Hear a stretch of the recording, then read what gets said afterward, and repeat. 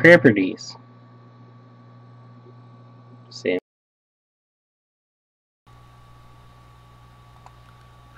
Okay, working now. Fucking Windows updates. Always just fucking me in the ass. Alrighty. I do. What's up? Carlos? Carlos Locos?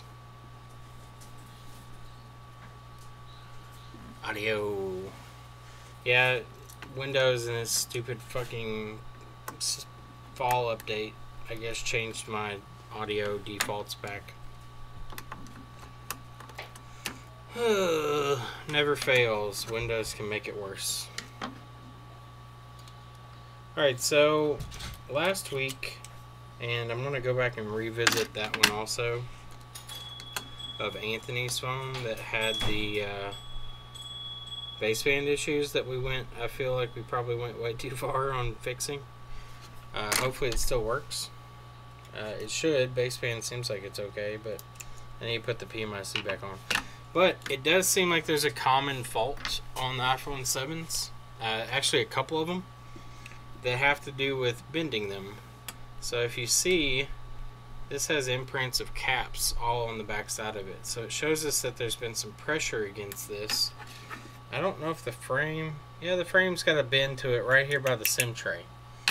So it seems that the iPhone 7 is going to have a common issue like the iPhone 6 Plus did, which is going to be faulty tweezers here, because these tweezers suck dick. I've abused the shit out of these tweezers. The common faults seem to be with things along this line right here. So the baseband PMIC here seems to be a common fault that causes error 4013. And then the other common fault seems to be laggy touch and no audio, which happens to be the audio IC, which both lay along this line, which just so happens to be right where the SIM tray is. And if we go back, you all probably can't see this, and I'm dropping shit on the floor. But there is a slight bend on this 7 frame. You probably can't see it. It's really minor, but it's right. It's like right in here, right where the SIM tray is. So it's like right in that area. And there is a downward bend in the phone. And that correlates directly to the same area of the phone, which is right here. I can actually kind of see an indent there already, but this phone came in and was boot looping. Wouldn't turn on, just kept looping. This is actually, I think, one of Anthony's phones also.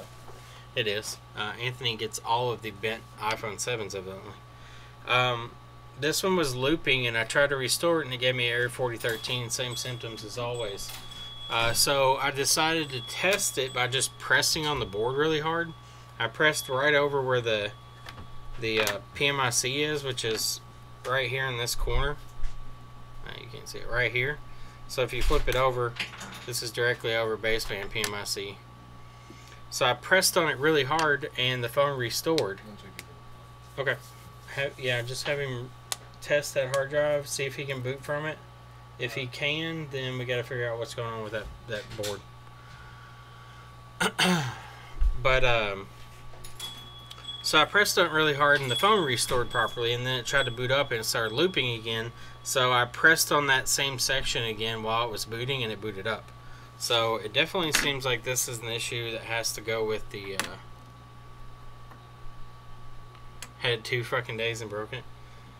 Well, it seems like this is going to be a common fault, because we've done 2 of these today.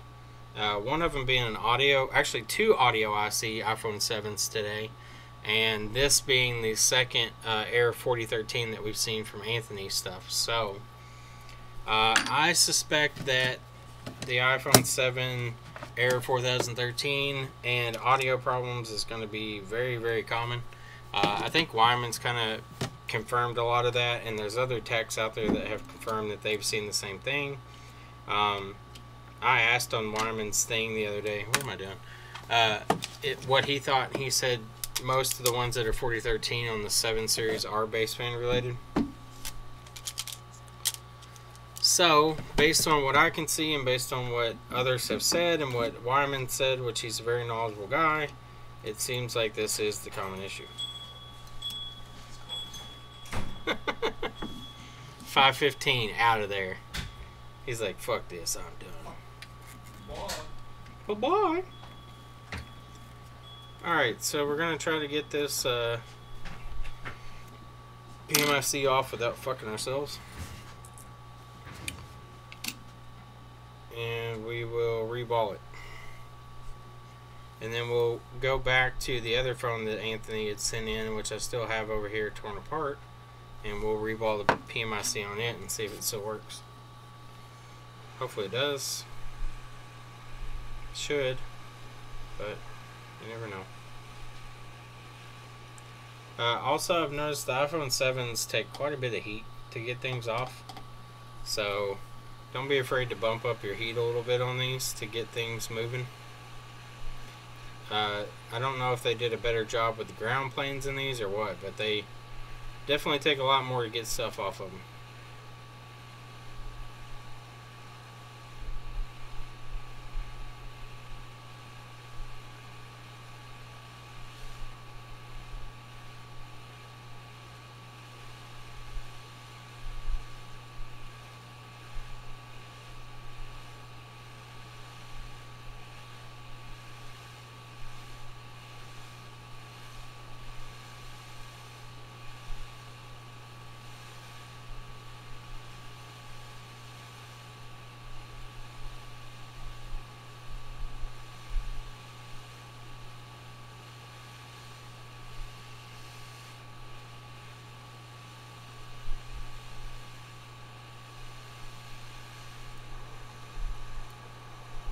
Come on, tweezers, fucking work. Okay, so I knocked that chip. I need to reflow it back into place.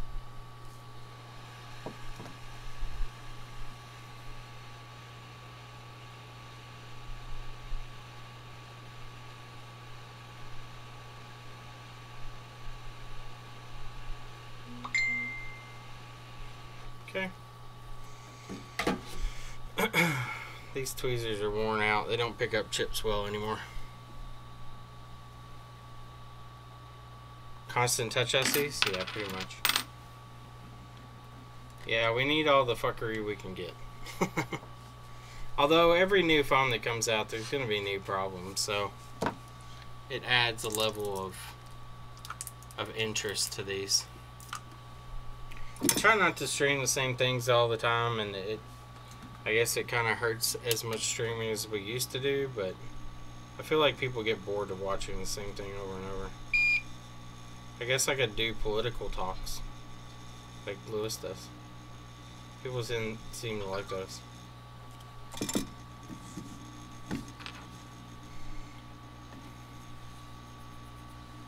think Lewis and I should do a yin and yang political talk.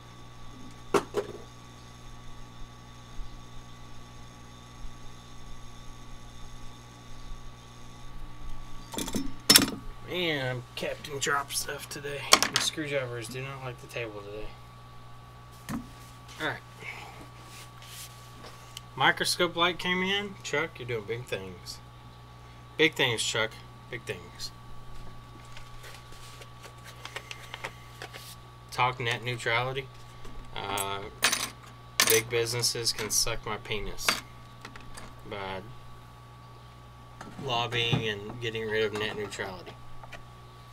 All it's going to do is just make everything else that we already get raped on by cable companies that much more expensive.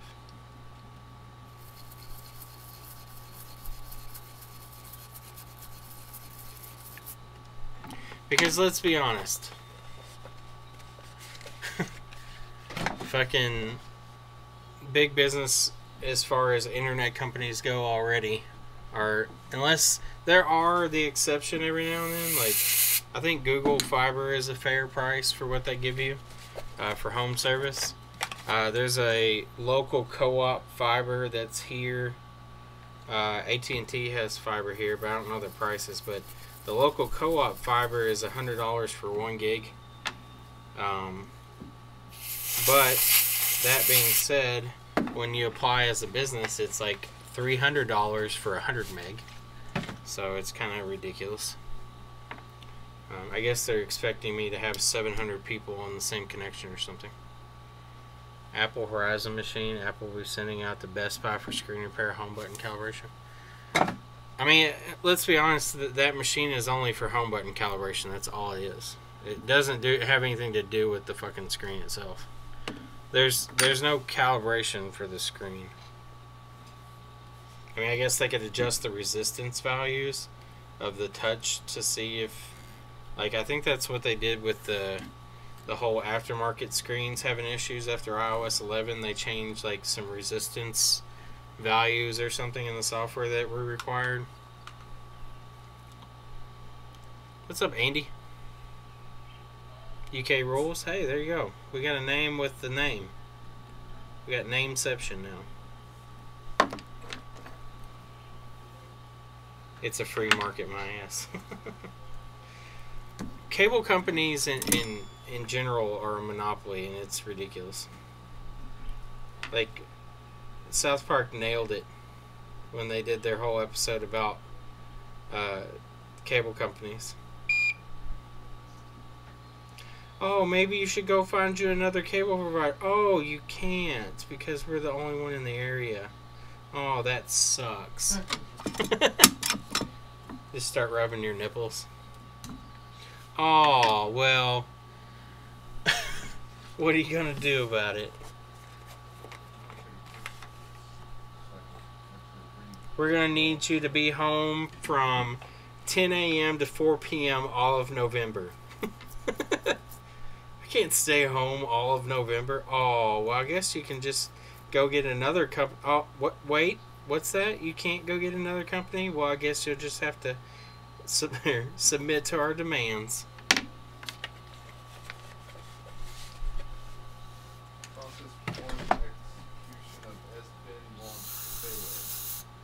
Are you looking it up?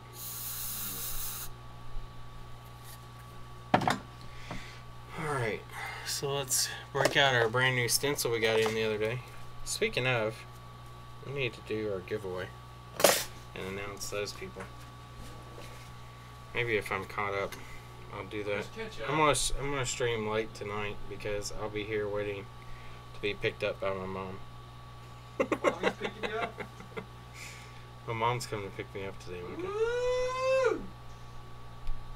She said we can't talk and be friends anymore.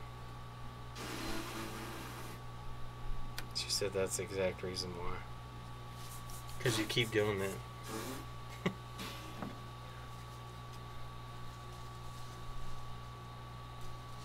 iMac board yet? No, I don't know if I got it or not. I might have. There's a giant fucking box down here. I'm sure it's from you. I'm a hooker. I am a hooker. I'm a hooker for iPhones. Give me all the iPhones.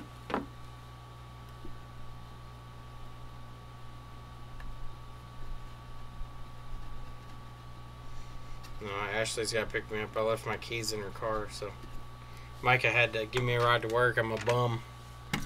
I'm a bum. Thank you, Dave. I appreciate it. I hope my channel was enjoyable. Sometimes I feel like it's completely boring. Yeah, Anthony, actually, we're going to start getting everything sorted out. I've got to get some money saved back up to order a bunch of microscopes and stuff so we can do some classes. We are definitely going to do classes at the new store. It's got a lot of room, so it's going to be easy.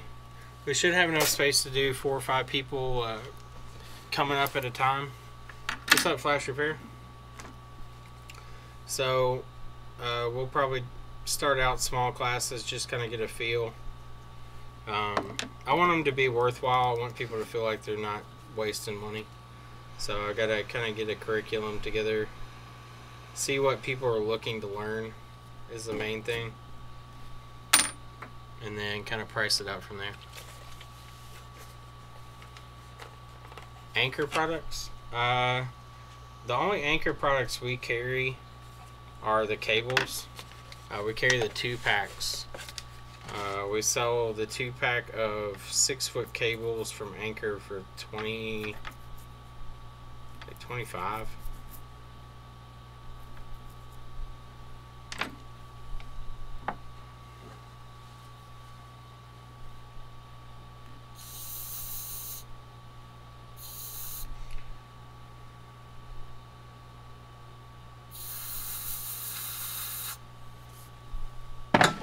Alright, let's put this bad boy back on here. Bad boys, bad boys.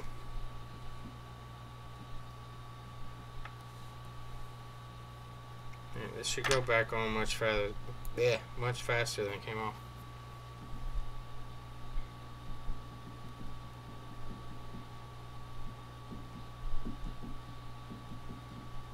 Anthony, I'm not sure, to be honest. I'd have to go look at them. Alright, so orientation here, we can go off the cutout. So we are missing a point here, which is there, and a point here, which is there. So the orientation of this chip is like so. And we can flip it to check. Yep. So we'll put down.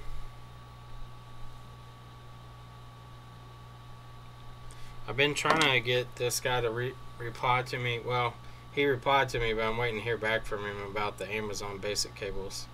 I've got the 10-footers, but he said he could get me 3-foot and 6-foot cables too. But I haven't heard back yet, so if he can get me those, I'm probably going to switch over to those strictly.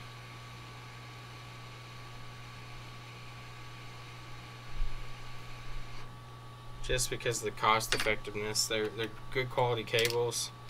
I cut open all of them to make sure that they are MFI certified, and we can make decent margins on them. I've got a bunch of 10-foot cables left I need to sell.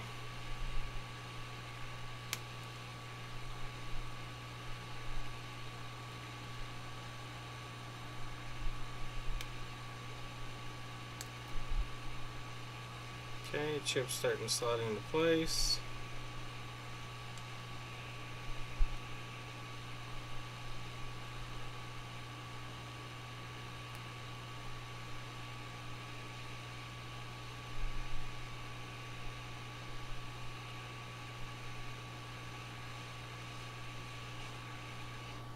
Okay, seems like it's there.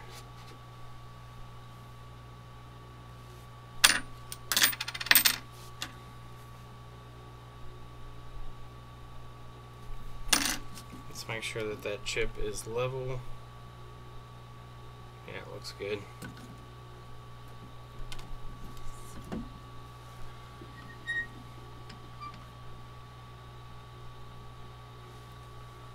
Did you have a 5S issue that sound during calls work one day after replacing? I'm not sure what. Replacing what?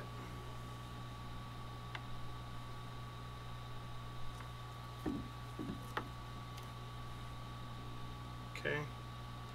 Chip looks even. That's the main thing here. The solder balls aren't as tall because of the reball stencil, but as long as they make good connection. What's up, Maurice? Alright, so let's test this out and see if it still boots up or see if we somehow screwed it up. I don't think we have. I think this one's good to go. Anthony, that one that you sent me, the iPhone 7 with the coil that was exploded on it, we found a VCC main short on that one and got it repaired. It works now. So the VCC main short on that was actually for the arc driver. And it was a cap on VCC main that had shorted that goes into the boost circuit for the arc driver that had messed up.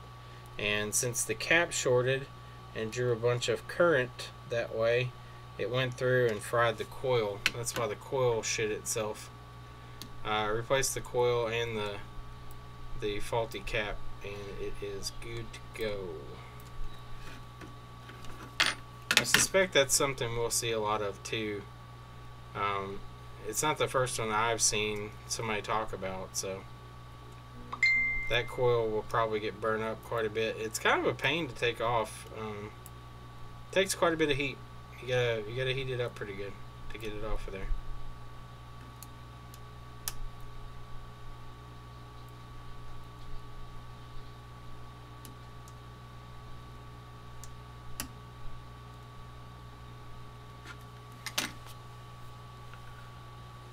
I'm not sure what the arc driver is. Let me look and see. I didn't really follow it past where it went. I just kind of looked to see what the boost was for. I can tell you real quick though. So there's two chips side by side. I don't know. They both are identical. So it's speaker amp is what it is. Well, no, that's the speaker amp next to it. So the speaker amp chip works the exact same as the arc chip. It's the same exact chip. It looks like it's the Taptic engine because it says something about solenoid, which there's no solenoids in this thing. Maggie to codec out, so that's talking to an audio IC. So that would make sense to be a Taptic engine also. The audio IC is what drives the vibrate motor on the older phones too. Well, not drives them, but tells them what to do. So yeah, it looks like it has to do with the Taptic engine. Let me see if it runs down to the output. Yeah, so it is Taptic engine. It runs to the output on the Flex, which goes down to the bottom. I guess they need a big giant amp chip to run that big fucking Taptic engine on these things. Alright, so let's make sure this thing still boots up. If it boots up without me dicking with it, that means we fixed our issue.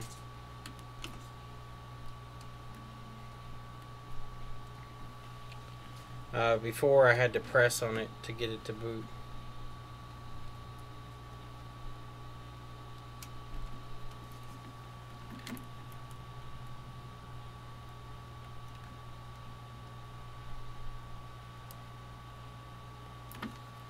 Okay. See if it'll boot up. This battery actually might be dead.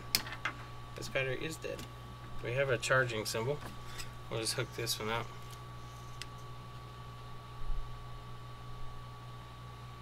Yeah, you can pick up. I mean, to me, there's a lot of common sense stuff to me. So it might be common sense to me, but it's not to everybody. And I think as somebody that's going to teach classes, that's something I have to learn. That not everybody thinks the same way I do, so I have to kind of explain things. We'll see if this boots up now. It should.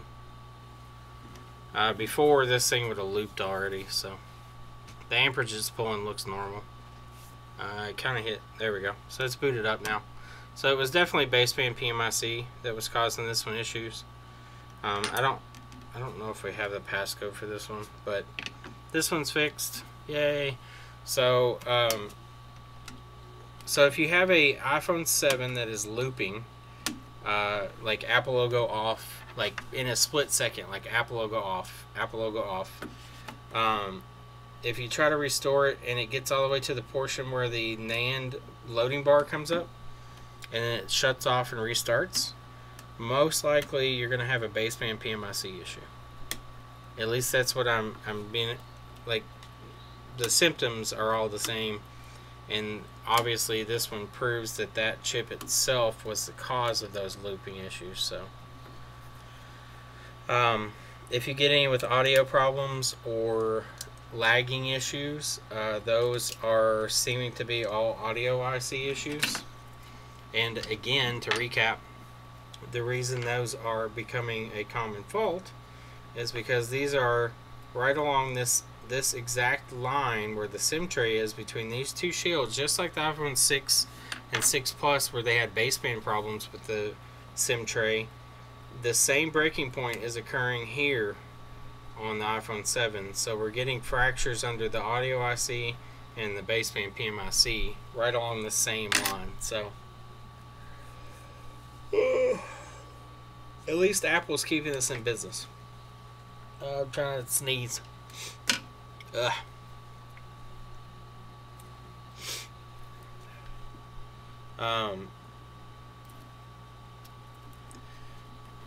It's kind of odd because the 6 series, although some of the 6 series, the 6S series that I've seen that have had error 4013 could very well be baseband problems, because baseband is still near that breaking point on the board. So next time I see a 6S with these symptoms, I'm going to definitely check out the baseband PMIC. And I'm sure there's people watching like saying, well, duh, I already knew this, but I did not. And that's the thing. I don't know all of it, and I'm learning as everybody else is learning. But the thing is once you learn it, it's best to really share it and help the community out with it, because it helps everyone.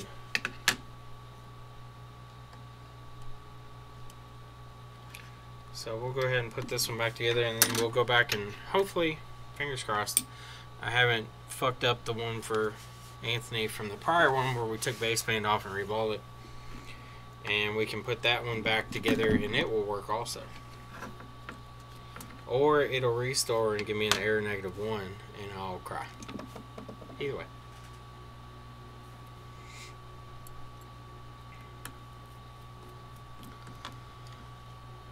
Stop sitting on phones? Yeah. Hashtag. Don't sit on your phones. Micah likes to sit on his phone all the time. I do. He's like, fuck this phone. Fuck it.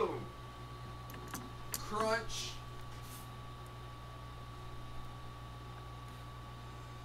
What are you crunching on over there, Micah? Crunch.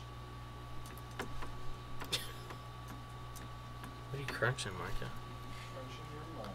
They're called iPhones, not ass phones? That's, I mean, technically Everyone very always true. fucking sits on theirs. It's technically true. They are called iPhones, not ass phones.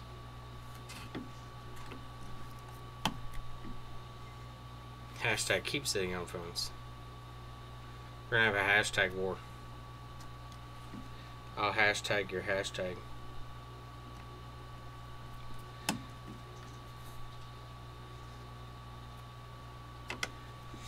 Anthony's gonna bring you up a nice lipstick, Micah, made out of Carolina Reapers. You know, put it on, go outside in your high heels and walk around, make kissy face to everybody. Are you even listening? I want to make him wear a nice dress. Thank you. I'll do real bad things to you. What's that? Nothing. Just funny little noise I make. Let's see, something CPU, something. I don't think it has anything to do with CPU though. Why would it boot up otherwise? CPU 3 frame return address. No, it doesn't. The VST process name corresponding to current thread initialize. Macro set to version not yet set. Kernel version. Alright. This pin launched failed. You had eye surgery? What'd you have eye surgery for, Paul?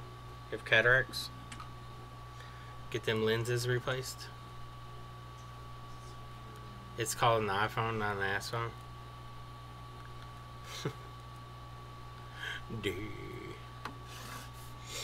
Alright. Let's put all these little tiny fucking standoff screws back on. Error number 2. Number 1, go take a number 2. Kernel pin Q3. MacBook 13-inch.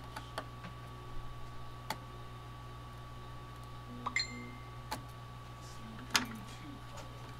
CPU 3 color is what we got. Factory CPU 2.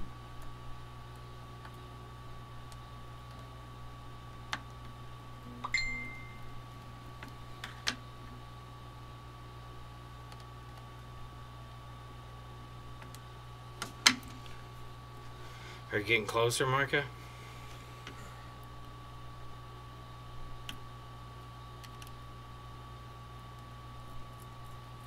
Any possibles?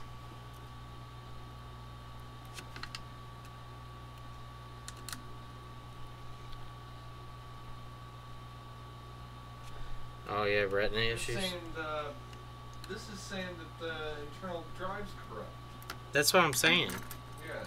Like, that's what I think. The drive itself is corrupt. Boot up my old hard drive and work fine. Because if I boot it from anything else, it works. I mean, I guess it could be the actual...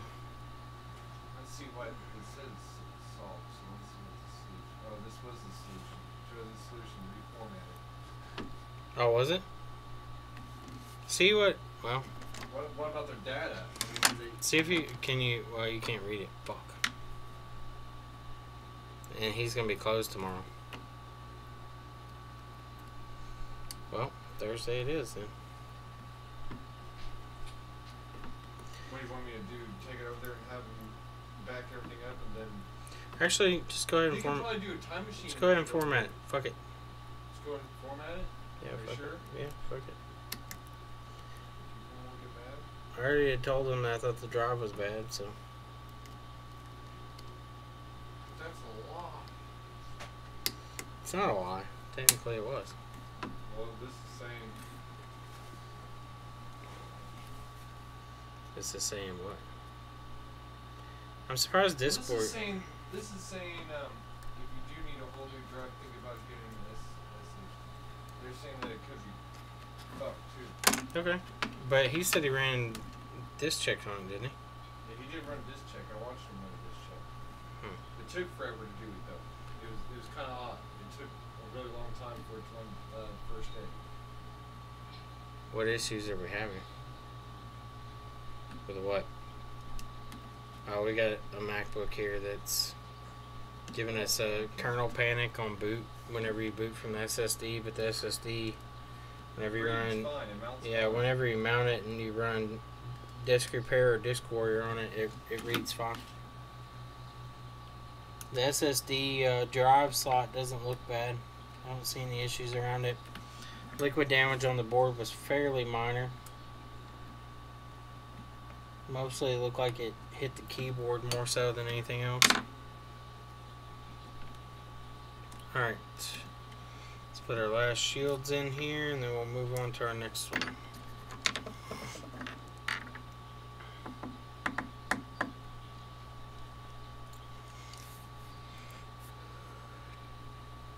Test disk for recovering data. Okay.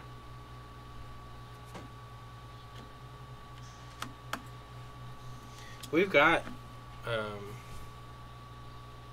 HFS Explorer for this, so we can kind of look at it.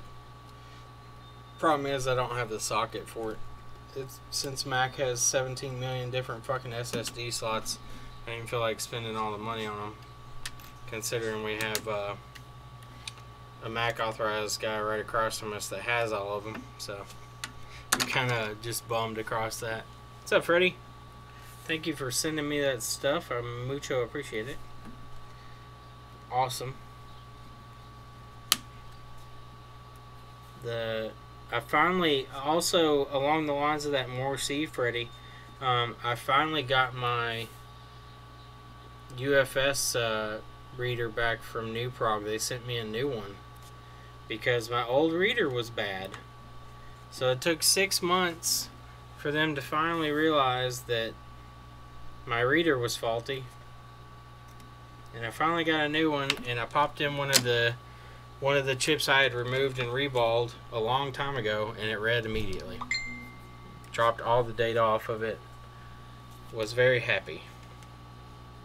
Kind of frustrated that it took that long and I had to give up on a lot of jobs, and it kind of made me look bad because I told people, hey, we got this reader, we can do it, and then I couldn't fucking do it, but that's all in the past, I guess. It works now. Micah, give me that pin. Actually, I'll get it. Here you go.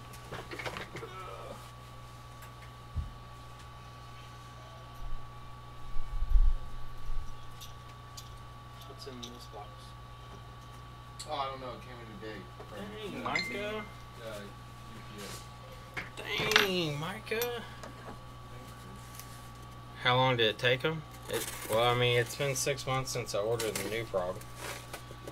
And it finally took them until now. I had to email them a couple times. They finally told me that the reader was bad and sent me one. What do we got in here? Battery for what? Oh, is this big? No, there's no way that's for the fucking tablet. Ah, my hand's cramping up. I can feel it. Ha! Stop it. Yeah, it is a battery for the tablet. There you go. That's something else you can do.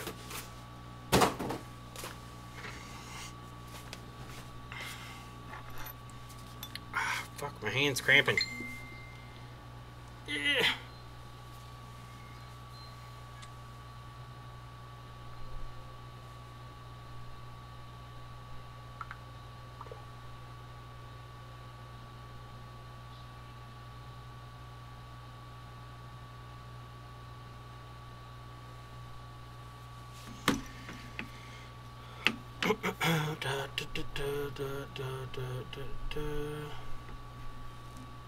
How long did that Google tablet?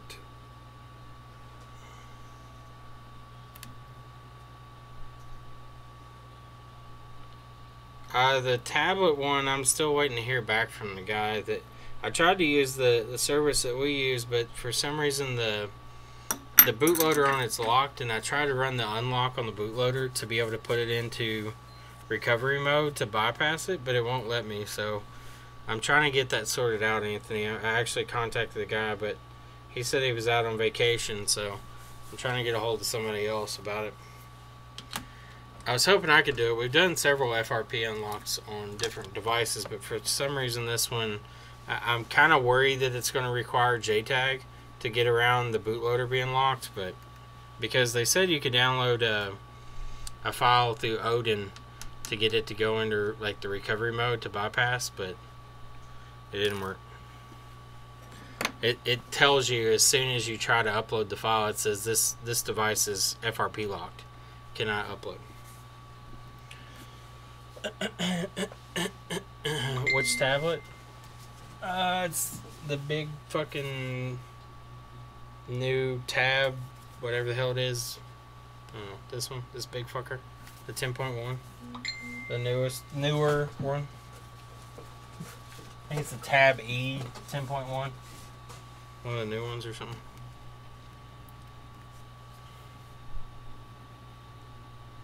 Alright, so these two are done for Mr. Anthony. This is all the bubble wrap he gave me to wrap up this one phone. One phone, all this bubble wrap. Yeah, T580. I downloaded the Odin file for it. I finally found it after fucking searching for 20 minutes to find it. But I'm kind of afraid it's going to require a JTAG, and I don't have an Octopus or whatever the other one's called box to hook up to it.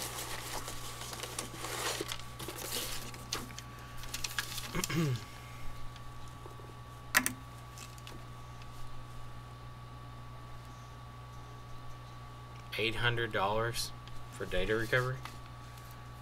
For what?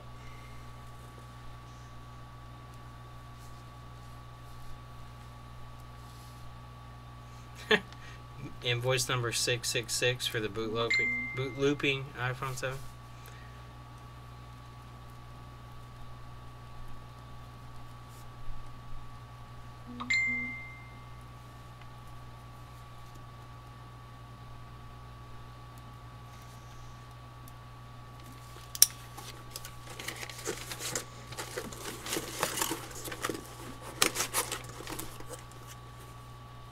Oh, bad headed. Dude, hard drive recovery is mucho money, buddy. Mucho money. I wish I had all the stuff for that. Fuck. It's just so expensive to get into hard drive recovery, and you have to have so much equipment. But I mean, if you can get into it, you can make a lot of money doing it. Alright, let's see. What's this giant one? I think this is Anthony's. Anthony, what was this iMac? Was it FRP lock or iCloud? Not FRP, fucking EFI. iMac Mobile. EFI lock. Yeah, it's 85. Is that okay? I want to make sure before I go any further. A touch IC. Holy shit. We don't see those very often anymore. Be a dead business soon. Yeah, it's EFI.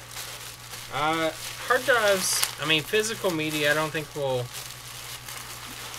I don't know that hard drives themselves will ever be gone. They may move out of the... Well, I don't know. I mean, you think about it, cheap computer... Yep.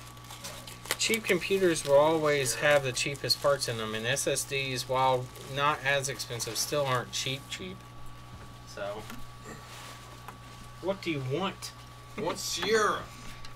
Who is Sierra? I've come for your women's. Alright, let's find the EFI chip on this fucker. So we need to look around for our 4-pronged beast. Yeah, there it is. Right there. Pretty sure that's it. Winbond. Wham bam thinking man. Wham bam, Winband. I always like to look around because there can be several Winbond chips, but usually that Winbond or So if this doesn't work, what is the other one, like MTC or something? Say that the fucking All right. drive's fucked. When they're reading. 500 gigabyte Evo SSD. What's it right? Jesus Christ, that's a lot of money in hard drives, bro. Alright, so for those who don't like people who take off EFI locks, that usually means stolen, but I think it's an area of kind of mixed emotions for me. Like, I don't mind taking them off if the device is just going to be junk. MXSE? Yes, MXSE is the other one, sorry. So, Winbond, we're going to take off the old BIOS here.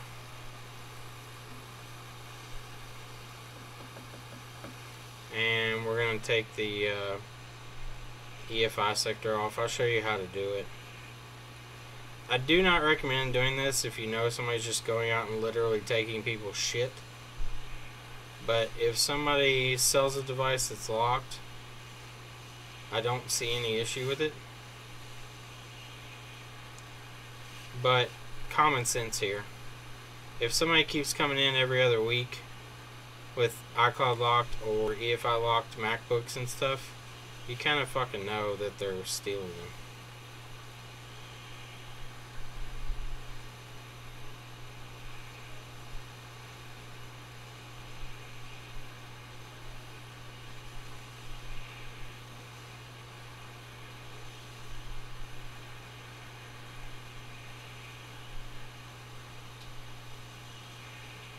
These iMac boards take a lot of heat. Alright, it's almost ready.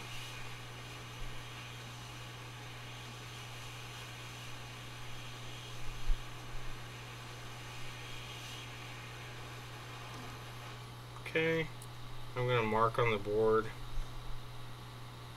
with a little X where pad 1 was, so I remember when I come back. And then I don't have a solder down board for these, so I'm going to have to flip them over and just kind of attach the legs.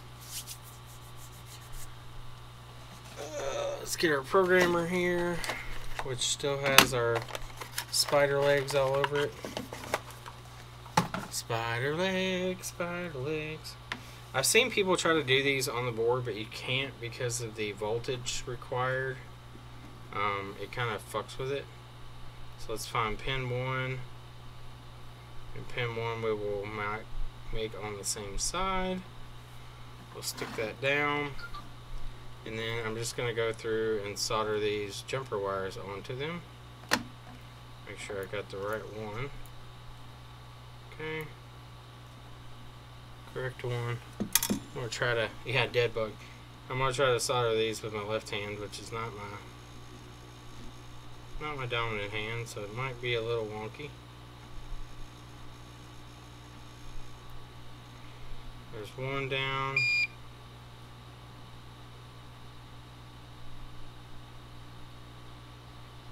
Two down.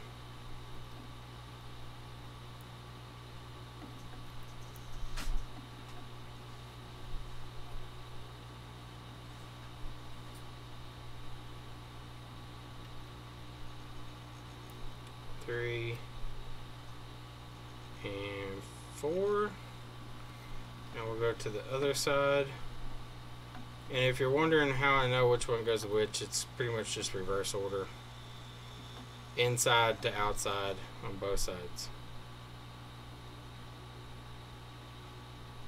Because if this chip was flipped over, I could probably solder to this side, but I have some chips that are too big for that, so I really don't like to take the wires off if I don't have to. This is much easier with the other way around. And if you're all talking to me, sorry. I'll answer questions in a second.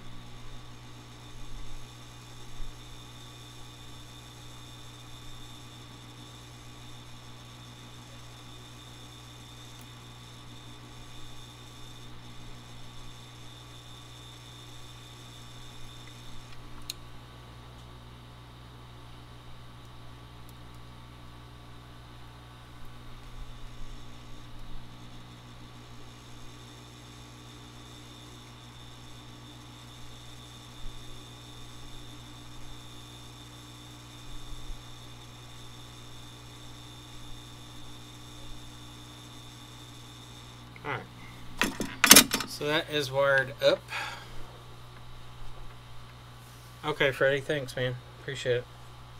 The one I found, I assume it's the right one, but evidently not. What's up, Carlos? What is the temperature here? Or what am I using on the soldering iron? Temperature here is like 30 something. It's cold. Alright, so I'm going to switch you all over to the other screen where we can do the reader. And I'll show you the process that we go through here for retrieving the data. I'm going to find my program first. I never can remember what it's called. There it is, Mini Pro Programmer. Alright, so this is the programmer. So it's already kind of preset for what I was doing last time. So we're gonna do a auto detect here. So it's an 8-pin chip. So we're gonna click detect. So it automatically brings up possible chips. I didn't check which one it was before I did it, soldered it down, so I need to flip it over real quick without bridging it out on anything. So it is an S5Q64F. Q64F. So normally I have luck with just doing the WSON. I don't know what the difference is, but we'll go ahead and try to read it. And we'll click read. So it's going to talk to the chip. I assume the WSON and different ones have to do with maybe the initial like packaging or something. I'm not sure. I don't know much about coding, so I just know you can read the code, modify the code, put it back on. What does it mean, Micah? What's the WSON package? Yeah, it's a TL866. Very cheap too. Like they're like fucking $100. Package tile? Okay. I thought it was. I didn't know if it made a difference on reading them or not. Some of them, the chip isn't the exact number. Whenever I look it up on the auto select, I just select the one that's closest, and they tend to read fine.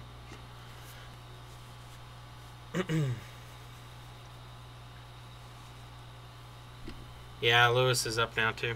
What's up, Edge?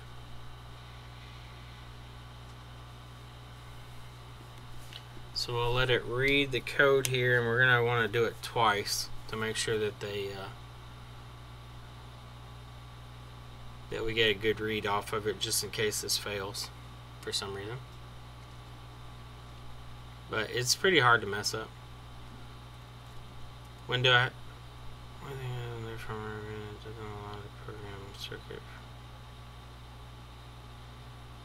Yeah, the program in circuit. Yeah, I always pull them. Alright, so that one read fine. So here's the data right here. You can see all the data inside the chip. So we're going to go ahead and save that one. And we need to create a new folder for this one.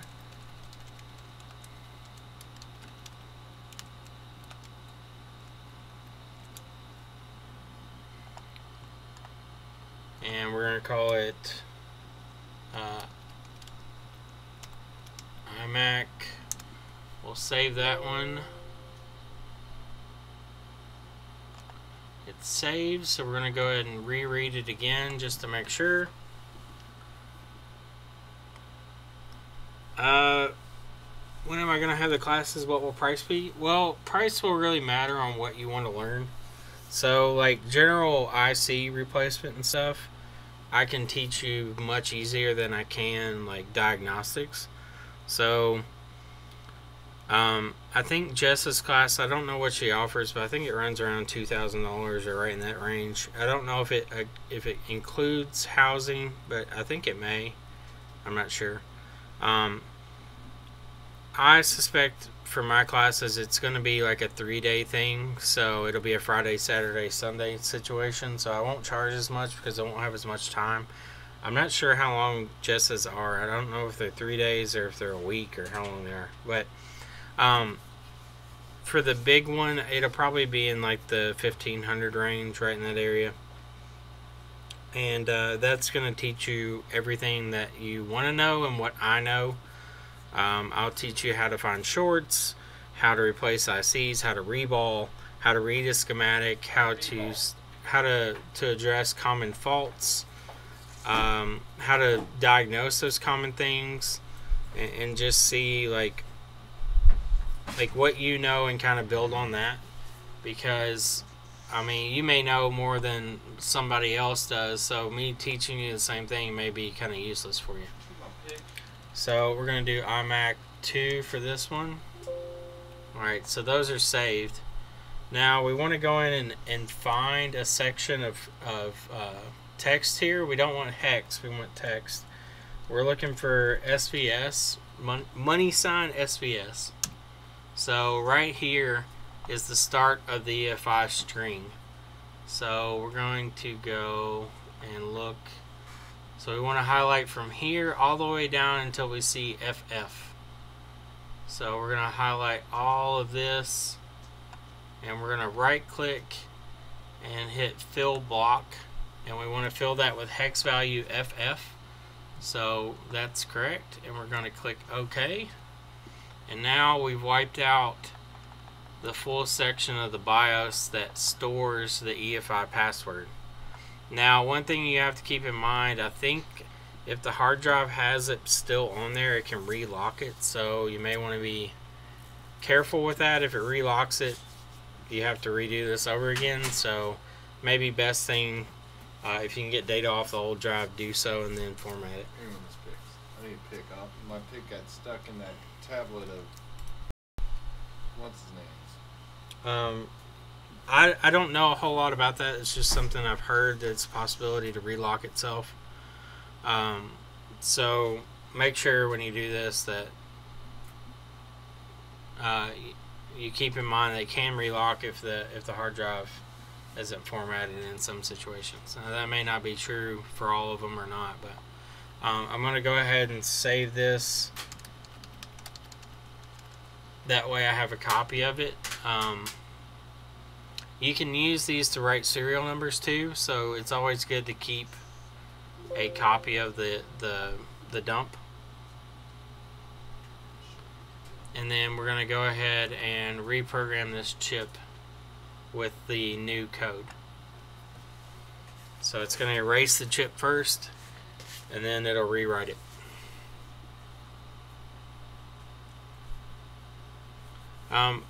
Back to the training stuff, if you're just wanting to learn how to do ICs like reball and take ICs off and on, I'll probably do $800. It'll be a 2-day thing.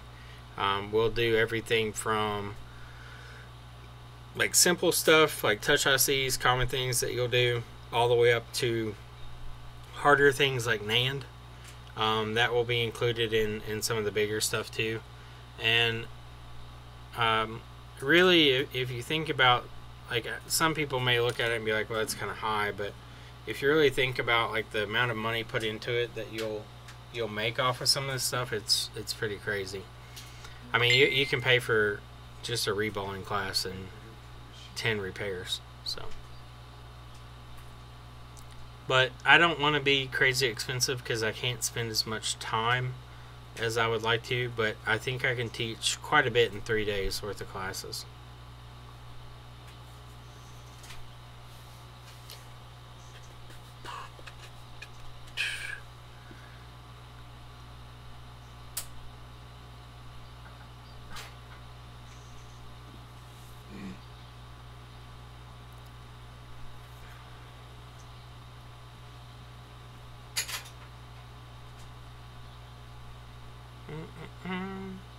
It's a waiting process now.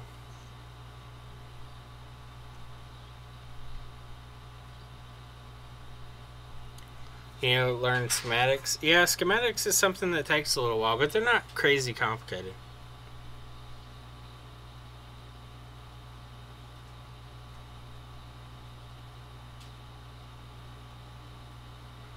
Reset PRAM. SMC can't store it, I don't think. SMC, I don't think, has any storage. PRAM, I could see.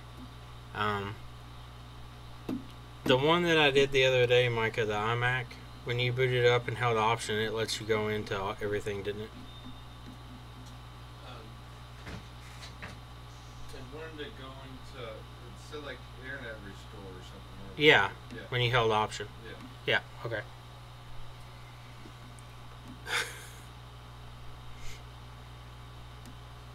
It'll work, Anthony. Just, there you go. Andy gave you a good thing. Go ahead and do a PRAM reset before you install the hard drive too. PRAM's easy though. But Micah didn't do a PRAM in the last one we did, and it booted up in the options, which before it would ask you for the EFI password.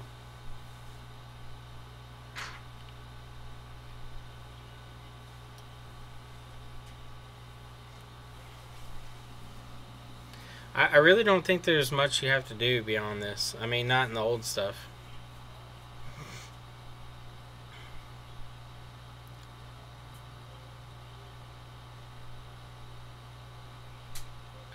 Circuit schematics are hardly useful.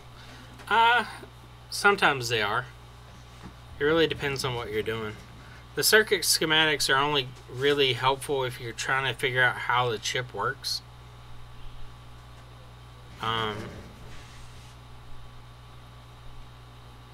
Like, I use schematics mostly to kind of look at the chip and see what the enable lines are and see what it kind of has around it and figure out what could cause the chip not to work, etc. Alright, so we got programming successful. So that chip is now rewritten with the cleared out EFI sector. So we'll go ahead and unplug this, and we'll remove the chip from the programmer, and then we'll solder it back on the board.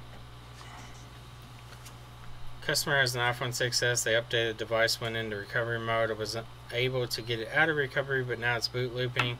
Is data recovery possible? It depends on why it's in recovery mode. Have you tried to do an update to see if it'll come out of the loop? If you do an update install, it will not delete data. When and why would you replace TriStar versus Tigris on the iPhone 6? What are the differences between both? Okay, so TriStar is a USB communication IC. It also does some voltage output for accessories for the iPhone. So like if you plug in something that requires voltage, it outputs 3.3 volts. TriStar, mostly the symptoms of TriStar are not recognizing the USB being plugged in and not allowing charging because of a possible issue, and it prevents the CPU and everything else from working properly. Tigris, normally when you have Tigris issues, it's either going to be a no power situation, or it can also be false charging. So if TriStar has been replaced and is working correctly, which you should check before you ever replace TriStar anyway. If TriStar is working correctly and you're getting a charging symbol on the screen, but you're not actually getting charging on the board, if VCC main is not being boosted up, you'll have an issue with Tigris, and that has to do with the VCC main boost circuit that Tigris uses to charge the battery. The other thing that you'll have with Tigris is sometimes the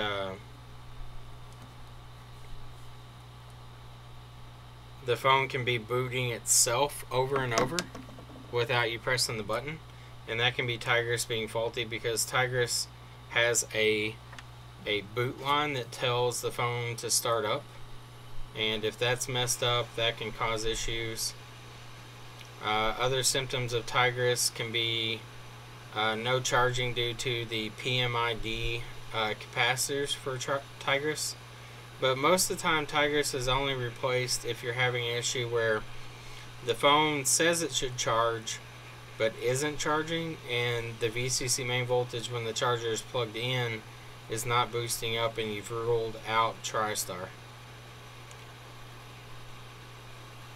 It's kind of a tricky diagnostic, but it all starts with TriStar, so you need to rule it out first, and then you can move to Tigris. Tigris is what does all the voltage lifting. It does, like, it's the one that opens the battery gate. It's the one that boosts the voltage coming in off of or converts the voltage coming off of USB into a usable 4.2 volts. So Tigris usually is a voltage issue, and TriStar is usually a communication issue. Oh yeah, Tigris does do gas gauge. So if you have, it's pretty rare, but if you have issues with the battery not reporting data correctly, Tigris can have a bad connection to the battery SWI line. Not very common though.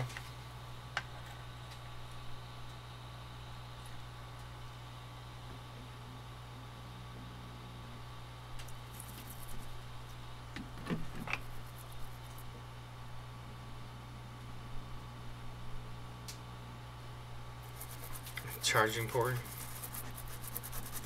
Alright, so just going to clean up the excess flux here. Make sure that I did put the chip back on in the right orientation.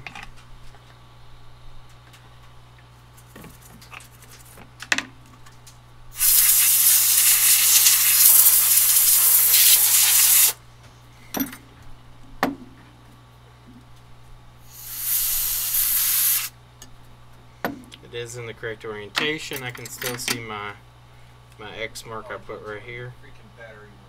And that point is there. Why didn't you have it plugged in? Yeah, we do. It should be plugged in your thing right over there. Yeah. Alright, so we got our chip back on, soldered down, should be good to go. Actually, I'm going to resolder that one side. It looks kind of suspect. We'll go ahead and do both sides just for the fuck of it.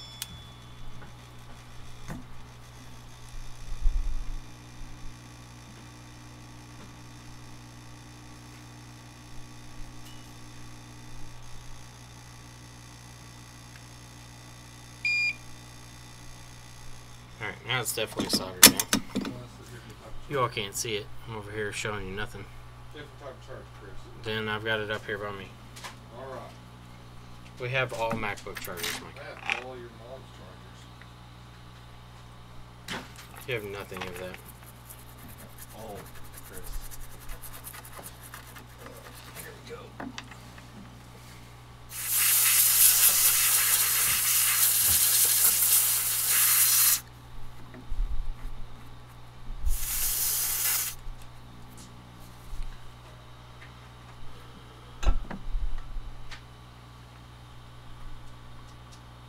At what point does overvoltage protection kick in on the OEM cord, and why do they fail?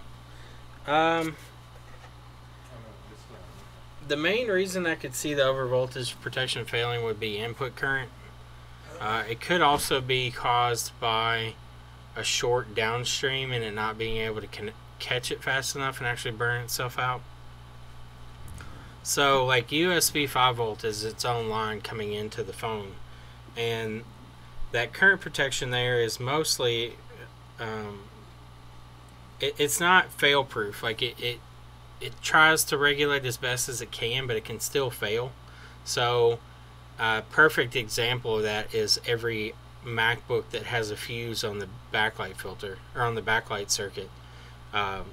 They put a fuse in place that's supposed to blow before anything else fries, but if you look at most MacBooks, that fuse rarely dies. And it's because anything that's going to fail fails faster than the fuse can blow.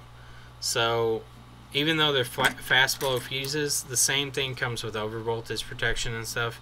They're great, they do a good job, but they aren't foolproof. So if something causes a fast enough impact of voltage into the system, it'll fry the chip, or it'll fry something downstream before the chip actually does what it's supposed to do.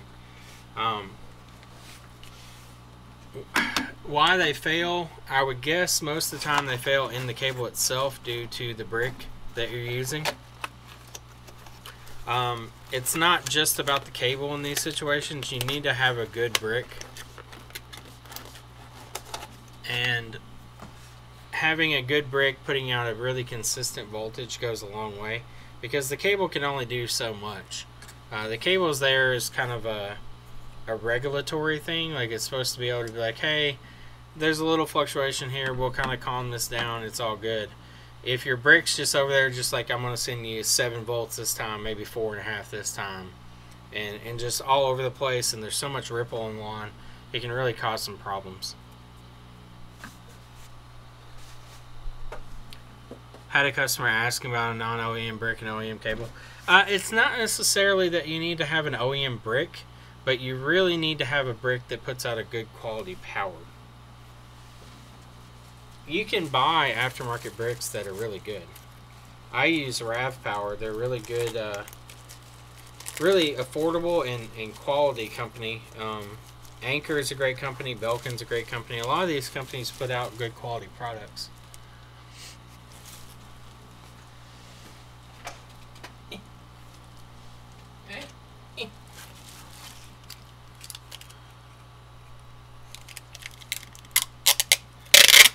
Alright, so this one's going back in the package. And we'll do the Touch IC next. And then we're going to keep on keeping on.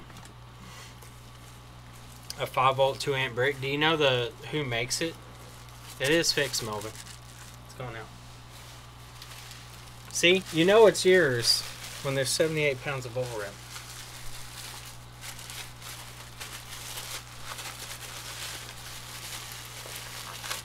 We did fix the iMac board.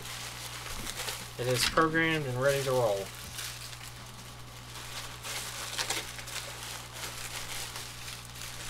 The EFI has been removed. No problem. No problem. Alright, so we'll do a Touch IC now. And we'll discuss whatever we need to discuss. Micah, that's not appropriate. Very appropriate. We discuss this matter tomorrow, yeah, I can. Ashley's working at Franklin, but I'll give her everything she needs, invoice. I'll see if she can come down here in the morning. What is it? Oh, something about Ashley? I ain't talking to you. Well, I thought maybe you were talking about my check. I'm gonna give you a check before you leave. Because I haven't been paid this week yet, or last week yet. Mike acts like he's never gonna get paid. That man gets paid well. Micah does make pretty good money. I tried to pay him a fair wage. Whenever he starts doing board repair stuff, I'm gonna bump him up some more.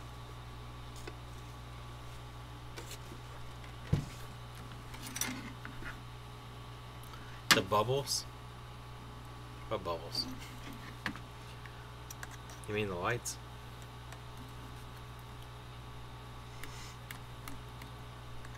I'm gonna try to get that FRP log done tomorrow. I'm gonna contact a different unlocker that I've used before and see if they can do it. Actually, Freddie sent me that unlock file, so I'm gonna try to do that before I go any further. Because if he can do that, I can get it done sooner. Hopefully, for some reason, the file I had was just old or something. Micah is by the hour. He used to be commissioned when we first started out because business was a little slower. Not crazy slow, but I could handle it by myself. But just to kind of give Micah some training and let him take on as many boards as he wanted to. That way he could learn, because it gives incentive. If you're on commission like that, it really drives him to want to do more and more and learn quicker. But now Micah's hourly. We do enough stuff now that his hourly wage doesn't really affect me.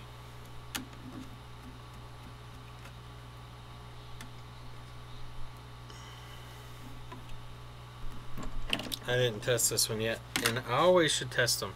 That's one thing. No offense, Anthony, but I always test, even if somebody says it's touch IC. I like to make sure. Yeah, I think commission's not a bad way to start out in this business for a new person, because it gives you incentive to learn faster, because the more you learn, the faster you can do stuff, the more money you're going to make. And then once they kind of have it down, switch over to hourly. That way, even if things are slow, it's not as bad.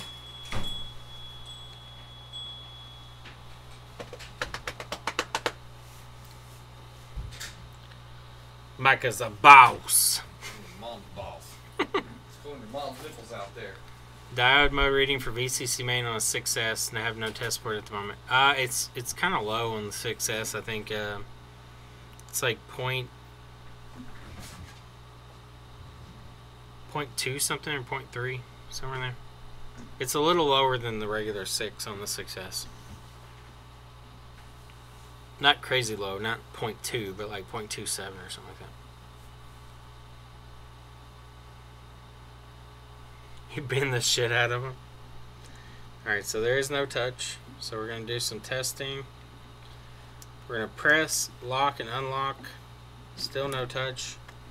We're going to press harder, lock, and unlock. Still no touch. I'm going to press in a different spot.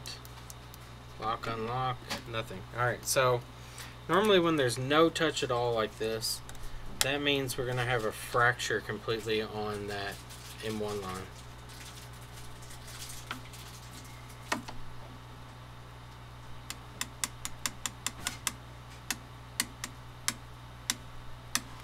Is there such thing as common faults for error 4013?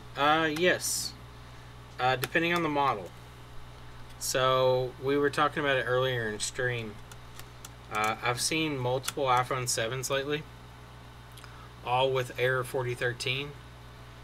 And it seems like the majority of those are... What the fuck? Oh, there it is. The majority of those are tending to be baseband PMIC fractures. If you press right above the baseband PMIC, you can get the phone to boot up.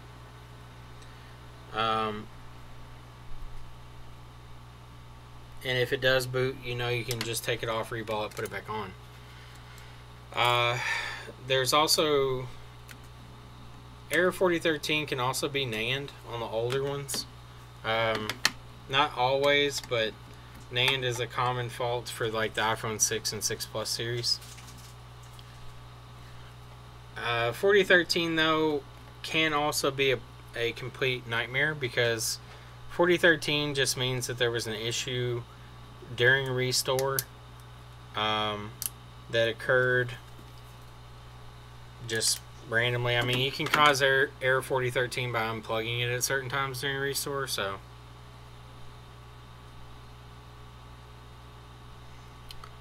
iPhone 7 had to ground the shield for the home button to work. Yeah, the home button does have to have ground. So if you don't lay the cover over the home button properly, and it's not grounding against the shield the way it should, it can cause the home button not to function. So it's very important to put the shield back on the same way it came off.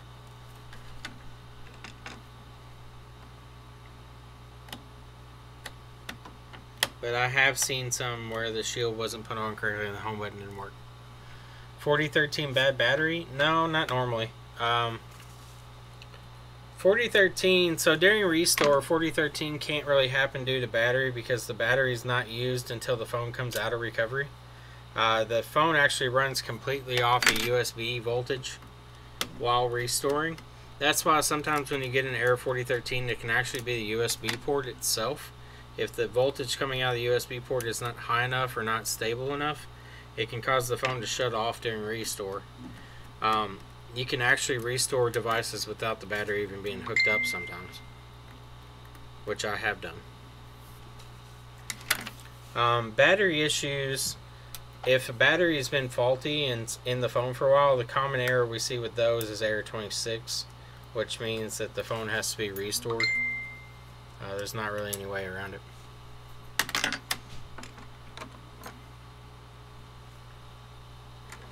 Yeah, during restore, the phone runs purely off the battery.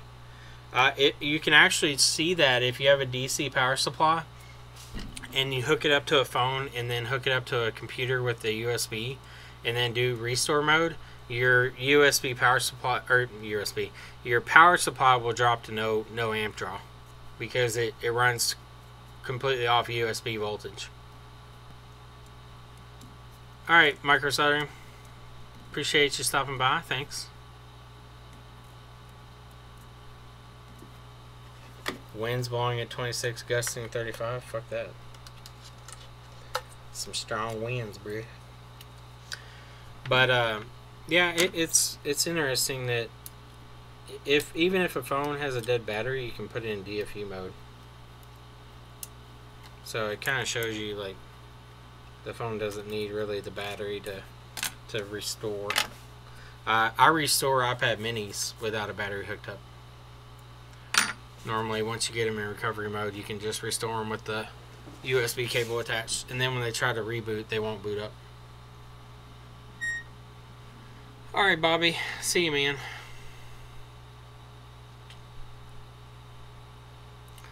NAND filled battery errors. Battery errors cause error 26, Amy.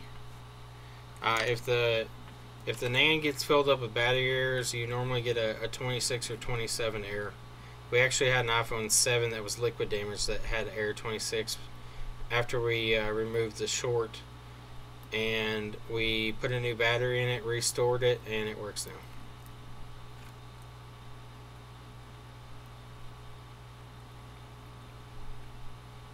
Error 26 can be a nightmare though, especially for data. Like, I wish there was a way to get around error 26 without having to wipe the entire phone, because it's really depressing because people can't do anything. Once it goes to that state, it's over with. Is the same true with Air 1? I'm not sure with Air 1. You'd really have to check it as far as like the USB stuff. But I know with the minis, like I did one yesterday where I just plugged it in and it was in recovery mode, and after that restored it. It wouldn't boot up. Obviously, there's no battery. Plugged in a battery and it booted right up. You shut your fucking mouth, Micah. What is? What is? What is? What's loading? The MacBook Air. Oh, is it? Yeah. After restore? Yeah. Nice. Nice. Yeah. Yeah. Oh, just turn it off. Oh. Did it really? Well, I don't know. I don't know if that's part of it. I guess it's restart. Micah. Micah. Why are you throwing up in your mouth? You bite your tongue, Micah.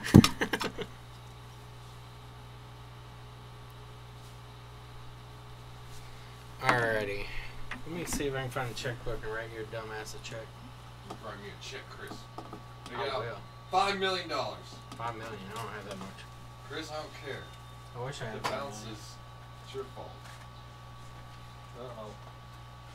Uh-oh. Give me that up. Are these supposed to be here? What? Rear cameras for iPhone 7s? I think so. Yeah. Put those in the phone. Oh, no, yeah, she already split them in half. Yeah. Okay. I might have to find the checkbook. She told me where the other ones were. Hold on. 10 doll hairs. $10 hairs a piece. Doll hairs. I got $1 for you. iPhone 7. Oh, wait, no, we already have replacement back camera lenses in here. These are supposed to go to Franklin. We got a whole mess of them. Oh, okay.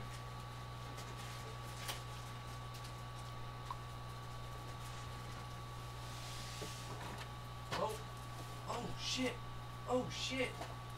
I What? didn't format it and it still got shit on here. Oh, really? Yeah, Oh, we you loaded just up. installed right over it, didn't you? Yeah. Nice. Well, Good fix shit, the bro. problem. Good shit, bro. Does that mean it did an update install instead of... Yeah, it's how Max. Okay, alright. Well, then that's what it did, and it's fixed now. Can you get in the bottom of the phone cabinet over there and grab me checks?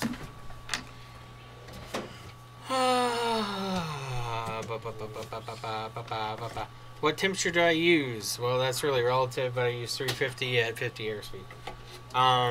350 centigrade. But, again, that number is very arbitrary. There you go. Find what works for you. What do you want me to do with these? Shove them up your anus. No. Just leave them out, yeah. I'll do Set it. them on the keyboard. There you go. Take that. Let me see how much I owe you. That's your deductions.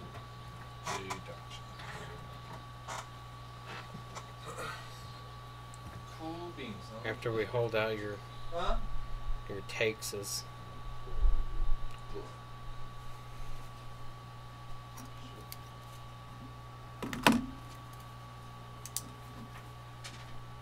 Cool deal. cold-blooded. Cold-blooded. Oh shit! Fuck the. Oh, that ain't stick. Can you go ahead and order the HDMI ports? Oh, I thought you already did. Okay. And also go ahead and submit that unlock for that kid. Where's it? It's over here beside me in the iPhone 6S Plus box. What's today's date? 12/12/17. There's your money. Thank you. No problem. Alrighty. Ow, fuck. Pull the beard hair out. That hurt. How would you search a partial short on PP1B8? Partial shorts are kind of a pain. How much Where you want me I to can get the unlock P- phones? No, PS4 I submit them to HDMI people. ports from just here. Yeah, that's fine. Partial shorts are a pain in the dick. 10 pieces. It really depends. Yeah, sure. How much? $12. Really? Yeah. 10 pieces. $12. Free shipping. Sure. US? Mm-hmm. Be here Monday. Alright, sweet. Partial shorts really depend on how much amperage the short is drawing. If it's really low, what you're going to have to do is look around for obvious issues like liquid damage. Corrosion is number one. So if you find an IC that has corrosion around it, you need to look and see if 1V8 goes to that chip. If it does, then you need to pull it and see if your short goes away. Alright. If the phone will still boot and has a partial short, it becomes a little harder. Really, you can kind of start looking for maybe functions that don't work on the phone. Maybe the home button doesn't work, or a camera doesn't work, or something's not working. Maybe that'll give you an idea what IC to look at. But really, partial shorts are an absolute nightmare unless there's like signs of what is causing it. Sometimes heat can cause the short to increase depending on what's causing the short, but not always. Like if you heat up an IC, the silicon actually will reduce the resistance and cause the short to increase. On this unlock, what am I searching? Just Cricket unlock. Okay. iPhone Cricket unlock. Yeah, I got it. Should be like 35, I think.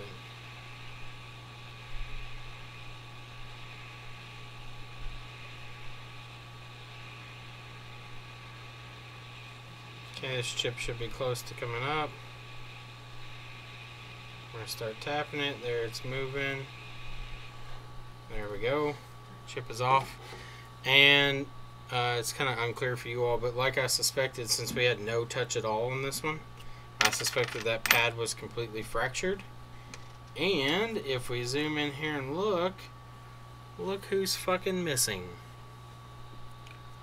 So, touch IC. When you have no touch at all, the pad's usually fucked. Those were completely liquid, as you can tell by all the balls around it were completely liquid. This ground one was not, as usual, but that's pretty common. But as you can see, that pad's gone. So that is M1 pad, and if we flip our chip over here, actually the pad is inside the ball. You can see the flat edge of the pad right there. Oh, there you go. You can see it on the side of the chip there. See our little pad right there? Little EB pad. Actually, you all can't see it. Let me zoom this better. There you go. Well,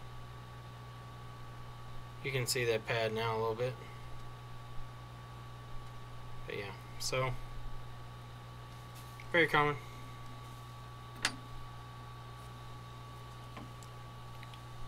Alert you when the YouTube gremlins decide you're worthy. I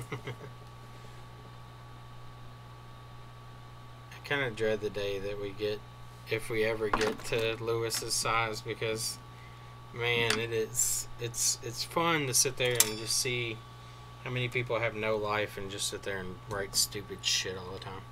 Dicks. I promise. Dicks. Thanks for joining us. Appreciate it as always. Anybody that joins us.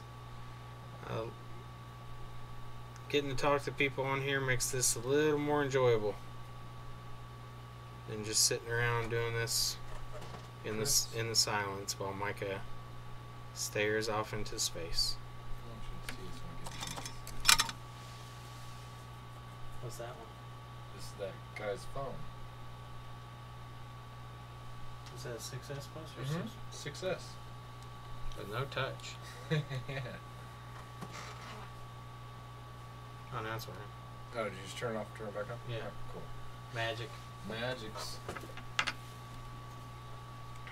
Fucking Apple's got everything fucked. Yeah, everything fucked up good.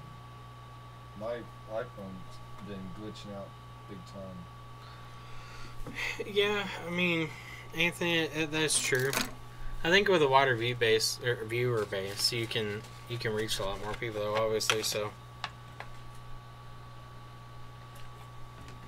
I think that's the one thing. Like, I hope to get out of it is just getting a larger viewing base for the exposure, not necessarily for anything else. Like, YouTube doesn't pay really much. You have to have like millions of views if you want to make any money. So it's not necessarily about making money off views or anything, but more so when you get your name out there, it helps business in general, and it also helps our community knowledge at least get out there. We still have people come in and like, I got my phone wet and I put it in rice, and that's just from misinformation. And I think if we can offer some better guidance, that it helps everybody in general.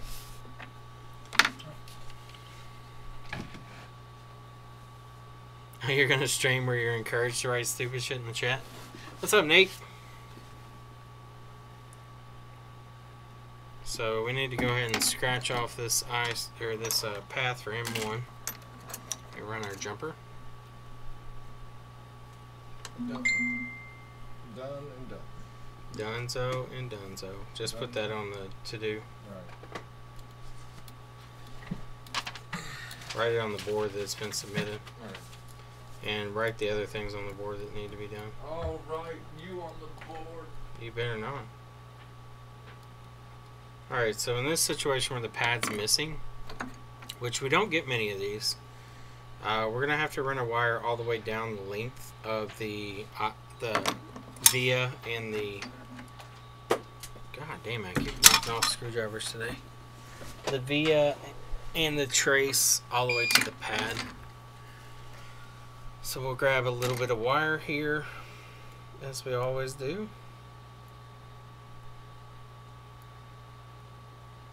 My tweezers are a piece of shit tonight.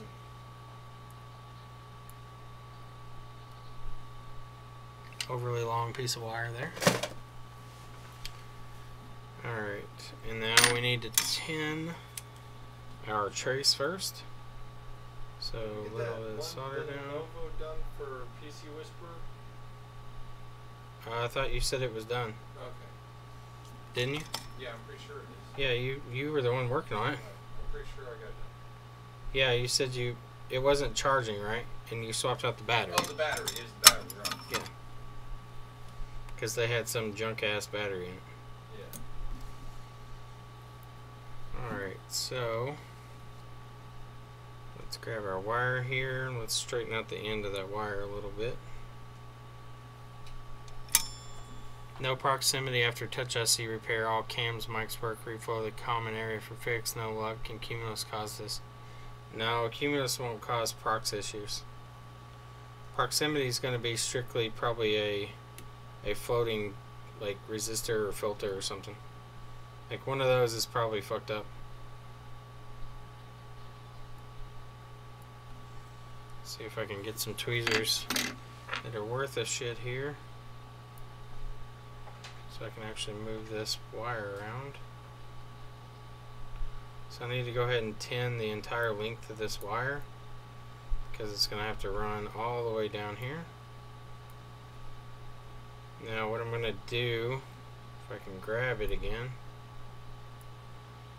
is we're going to tack the end and then kind of shape this the way we want it.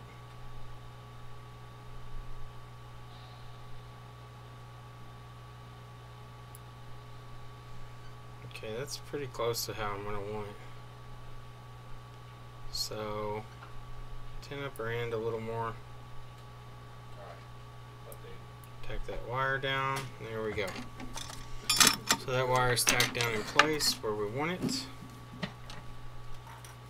We've got a tail hanging off onto our pad area. We're going to cut off the excess. Now we want to clean that up. Most of the time that you have issues with proximity or anything on the other side of the board after touch IC, you're going to have floated components underneath the underfill. So you're going to have to go back in and clean out all the underfill, which sucks, and start tacking back down the stuff that's loose. Alright, so we're going to zoom back in here. I'm just going to touch this to make sure it's stable. Looks good. I'm going to trim the end of that because it overhangs a little bit. I don't want that touching. Alright, there we go. And now we need to coat this.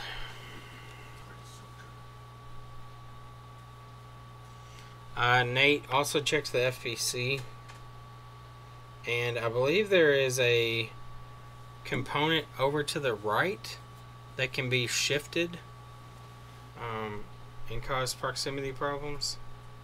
I think it's like a 4-pad component. Pretty sure it's proximity based. I'd have to look and see to confirm that. Alright, so with this one, I want to try to coat this wire. Okay, we got enough conformal coating down. So I just want to coat this wire to prevent it from bridging against this ground that's next to it.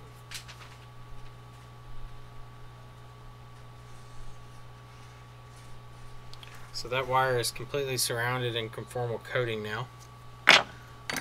And we'll go ahead and cure that.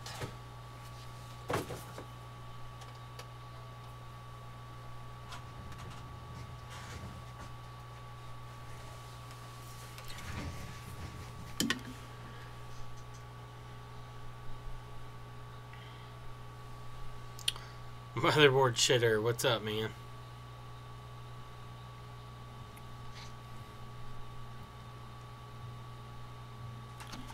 Alright, so we'll wait for this to cure a little bit, and then we'll go ahead and reball the IC and put it back on, and should be good to go.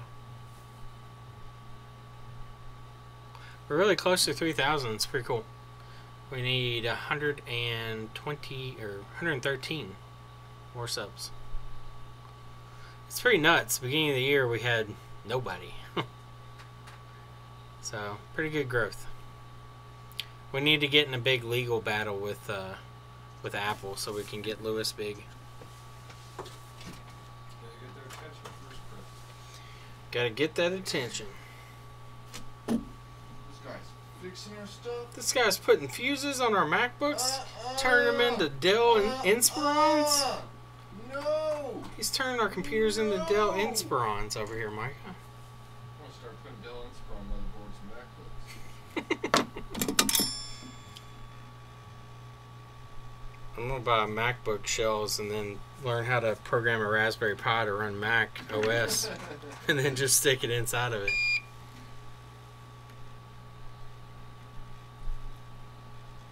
Got that new Raspberry Mac. Raspberry Mac here. Slimmer than ever. Ultra slim. Runs on a quad core. Just get one of the little Apple TV boxes and put Raspberry Pi in. Dead bug at Touch IC? Fuck that. It's more pads than the damn TriStars that I've done. Is this a mail-in? Yeah. It's over here in boxes. It's good to go. Here you go. How do I have a paperwork? Wait. Do I have paperwork? Oh, it's his own. Yeah, it's his paperwork.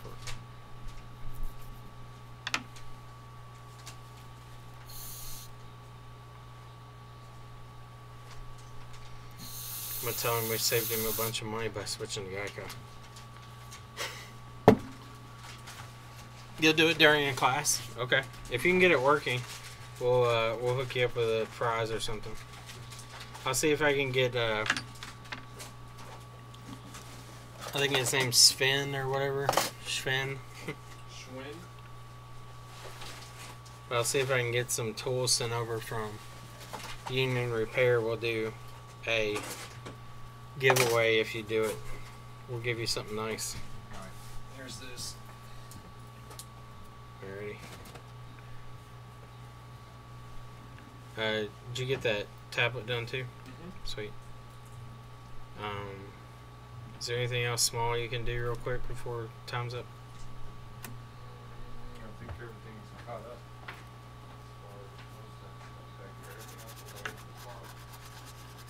Is the PS4 still apart? Yeah. Okay, good. Nicely bundled on the desk over here. It's on the desk still? Yeah, it's right here.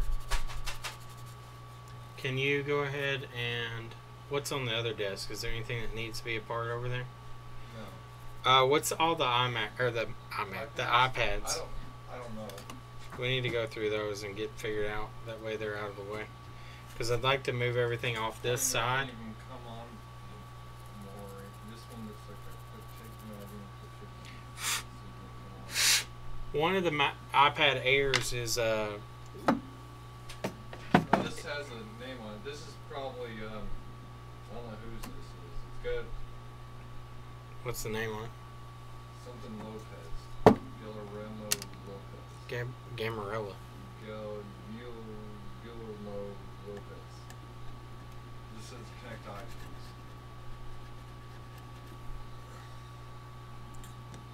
Was that the Air 4013 one? It may have been. Was that one red? Which one was red screening? Did we already send that back? It was a mini, wasn't it? Or no, this one might be the red screen one. Who sent that in? Wasn't that Nashville Wireless? They don't have these stickers, do they? Said some kind of sticker. Let's see.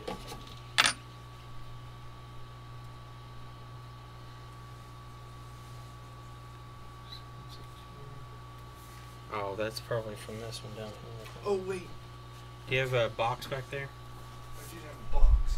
Fuck, I was the other day. Fucking get rid of it. I had it right here.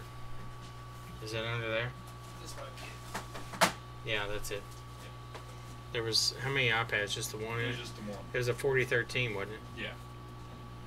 Okay, that one we have to do NAND on. Alright, so do I need to remove the board? Yeah.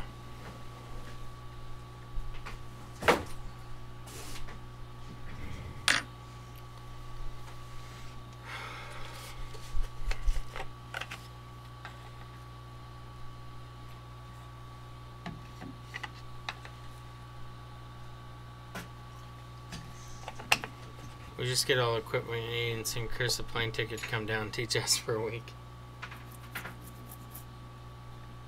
I'd like to get out of Bowling Green, but I mean, it's hard to do so right now. I think in the future it's something I'm going to do. I really want to go down and see Lauren Nunley. He's left me an open invitation. At least I think it's still good. To come down and just see like their setup and stuff. I'd really like to go to iPad Rehab's board school one day just to sit in and just kind of see how like people learn and stuff, and help out and try to teach people too.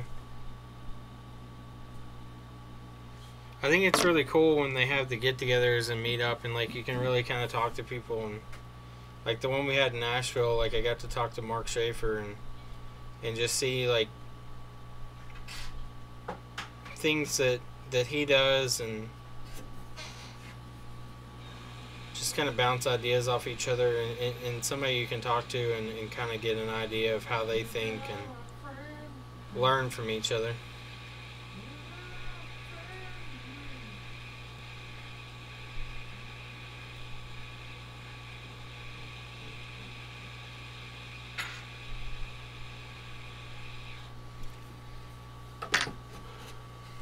Duct tape and hot glue. It's good shit.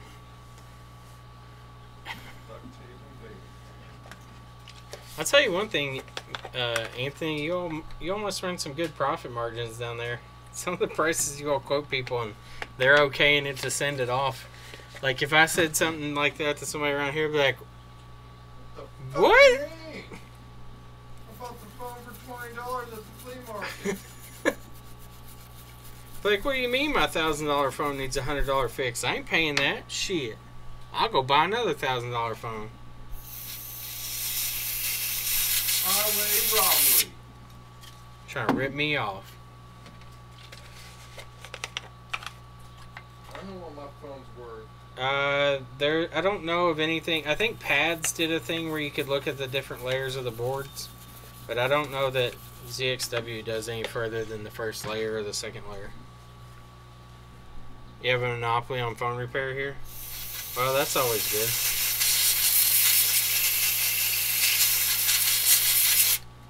Honestly, I mean, your all's prices, while they may be high, make perfect sense though.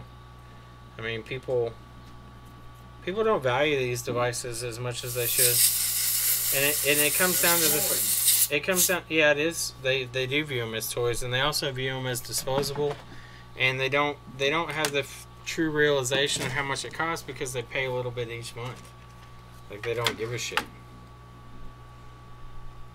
Like, you're buying $1,000 iPhone and then you only pay like $80 a month, so you don't really care.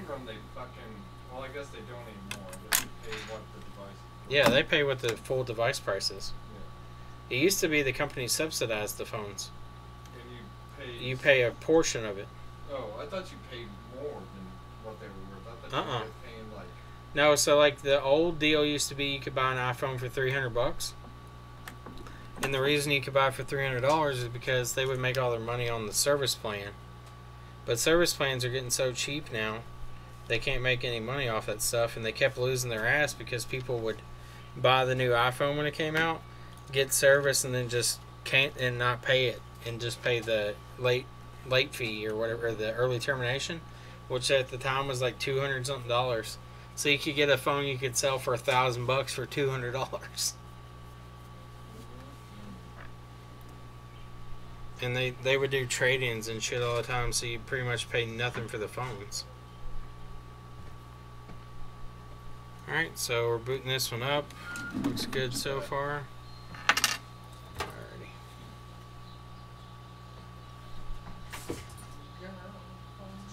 Huh. Oh, we did charge port on this one already. Oh, wait a minute. What the fuck? Did you notice all this? Yeah, you did notice this. Yeah, all the standoffs. All the standoffs are ripped off, yeah. Yeah. Huh. Makes me wonder if anything over there important got fucked with. Did we do charging port on this one, or somebody else? We didn't do nothing with it yet. Well, then somebody's done charge port on it too.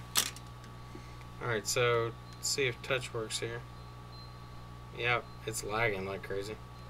So touch is now working. We'll slide these back and forth. So you can now see we have touch. We're going to do our smack test. Alright, still working, so that's good. I always like to beat the shit out of the board right over the touch IC, so if it wasn't soldered well, you'll know right away, because the touch will stop working. Do we have a flat rate for virus removal? Yeah. Virus removal on most stuff, if it doesn't require data, is usually like 45.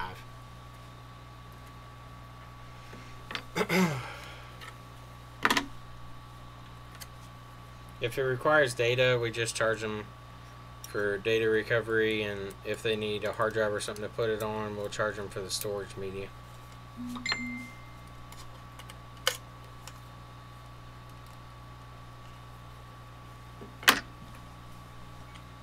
I'm breaking the CPU? No, I'm not.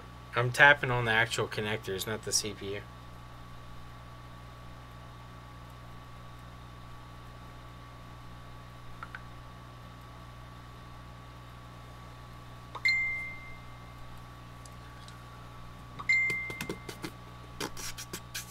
$69.99. I mean, it's not a bad price.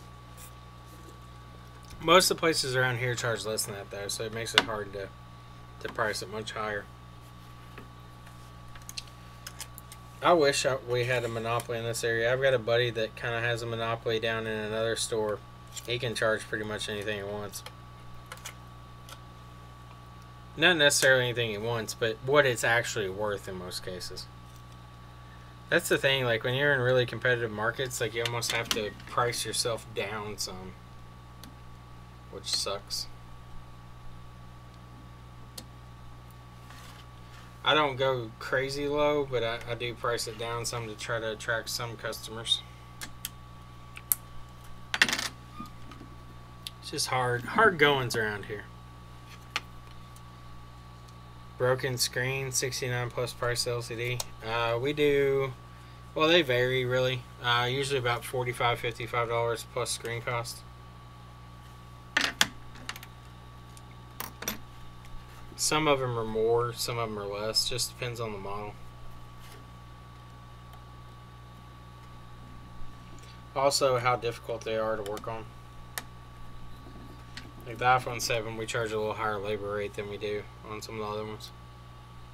Where do I buy my ICs? We buy a lot of our stuff either directly from China, or we'll buy through micro soldering supply,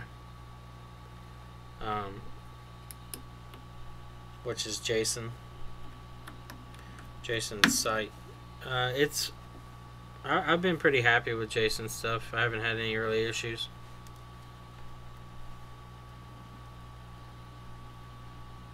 $40 for iPhone reset. We charge $35 for resets.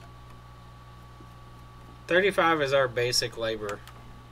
So if we have to do anything to your phone, you're paying $35.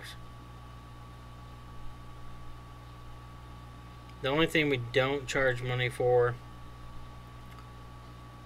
in those situations would be like if it's a lint stuck in the charge port or something, we won't charge any kind of money on that.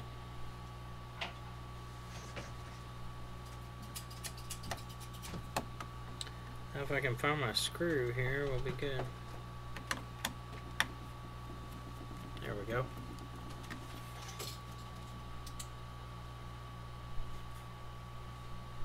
$40+ parts. Yeah, we charge most of the time at least $35 to $45 on small parts, plus part cost.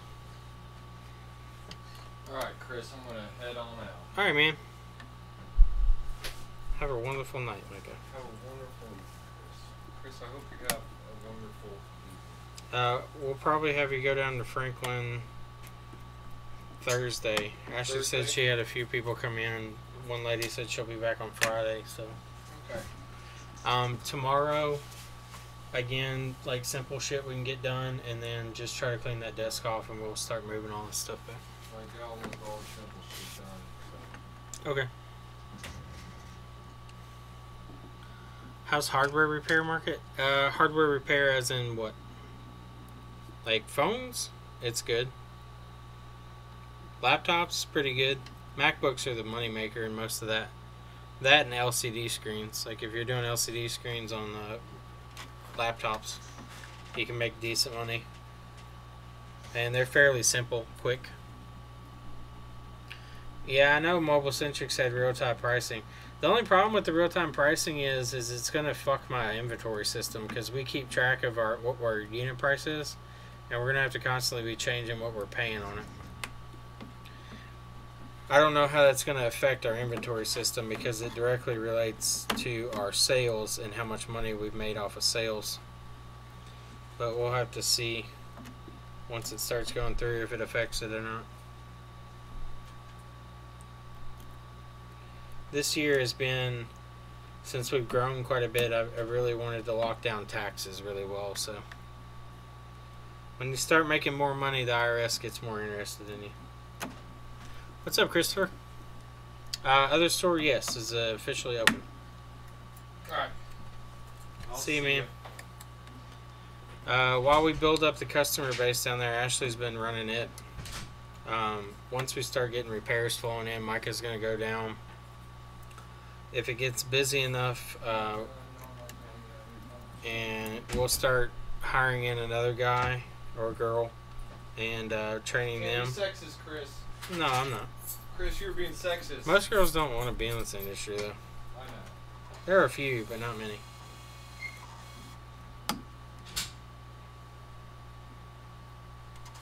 Any pictures? Yeah, we've got some on Facebook. If you search BNC Connection Franklin location, we got pictures of it. Thank you, Christopher. Fuck.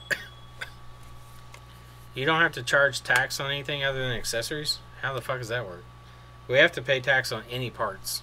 And then at the end of the year on my income tax, I have to pay my labor.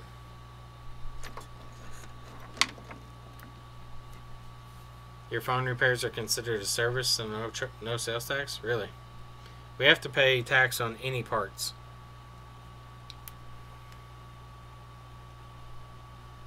Yeah, Lisa's part of the repair community. Jessa is. There's a few girls that are on the, or women, excuse me, that are on the iPhone repair like stuff on Facebook too. I think that it's an industry that women can probably be really good at, like meticulous stuff. Like Ashley really likes to concentrate on stuff, and I think she wants to learn it, and I think she'll be really good at it.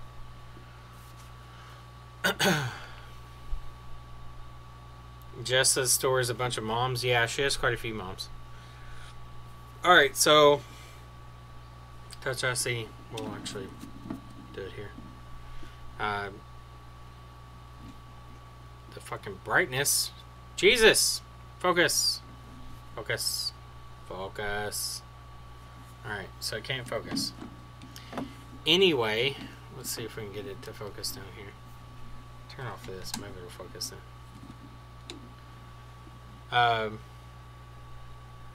No, it's definitely not going to focus. Anyway, touch is working. Whatever.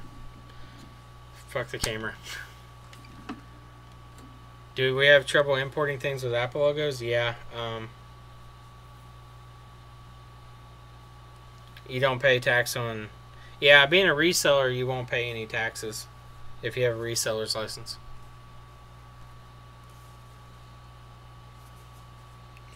I mean, you're going to pay tax on it eventually. You're going to pay it at the end of the year on income, but we pay two separate things. So we pay labor income at the end of the year for personal labor, like personal income tax, and then we pay parts tax throughout the year. So every part I sell, we keep track of and pay every month.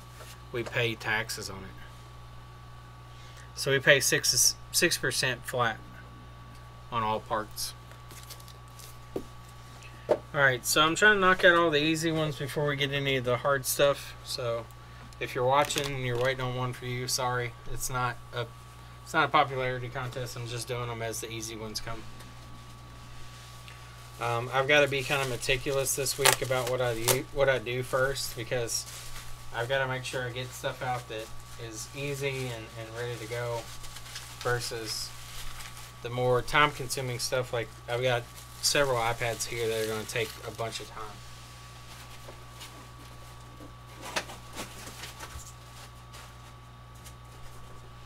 Alright. Anthony's.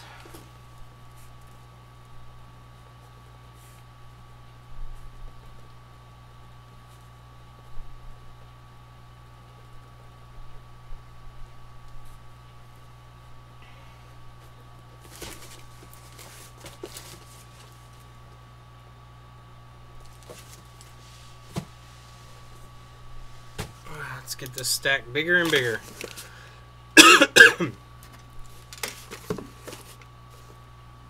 Yeah, I mean, one thing you gotta remember, government's gonna get its taxes. You may not pay it in one area, but you'll pay it somewhere else. I may not pay certain taxes at a certain time, but they end up coming back at the other end.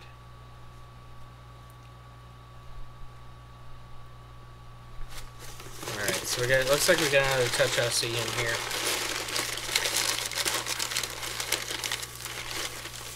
Yep, looks like a Touch IC.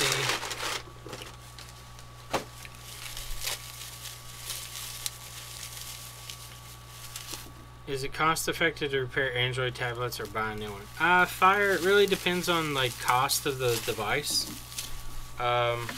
If the device cost is low, if it's a charge port and you want to make $20 on it, I mean, do it. Fuck it.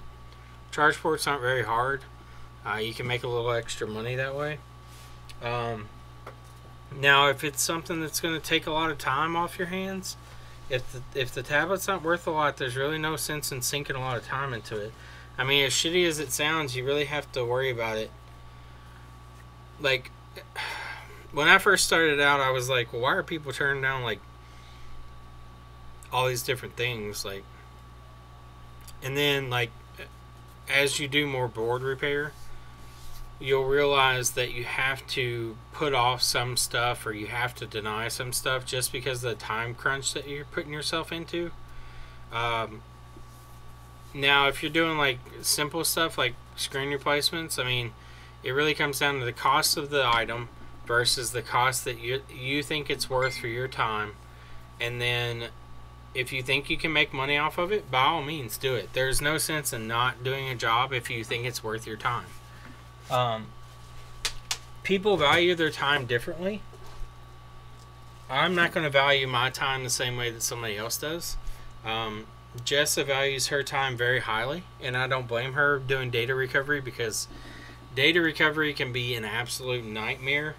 You look at the iPhone 7 she worked on today, 2 hours into a home button. How much money can you make off that? I mean, in this industry, it's a skilled labor, so if you're spending hours on something and you're paying yourself in your mind how much your time's worth, how fast does that repair become not profitable for you personally? I know when I started out and had no money, like, I took a picture the other day. It's kind of funny. I have my old AMScope that is a fixed zoom. It's one of the cheaper ones you can buy. But I had my whole setup from when I started, when I literally had $400 in my bank account. I lived pretty much like paycheck to paycheck. I did side jobs and stuff like that. And I picked up doing these type of repairs. And I bought my first MacBook for $100 on eBay. And I bought all this equipment, and my mom actually bought me my hot air station for Christmas. I didn't even have the money to buy a $200 air station because I felt like I wouldn't have enough money to pay bills if I did that. And my mom bought me my hot air station, my AU, that I still have and use. We're going to drop frames here, sorry.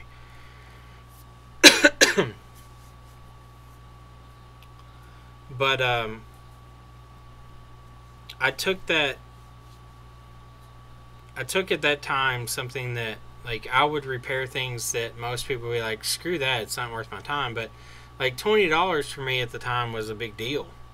Like, if I can make $20 in less than an hour, I mean, that's fucking nuts. Like, you can make a lot of money that way.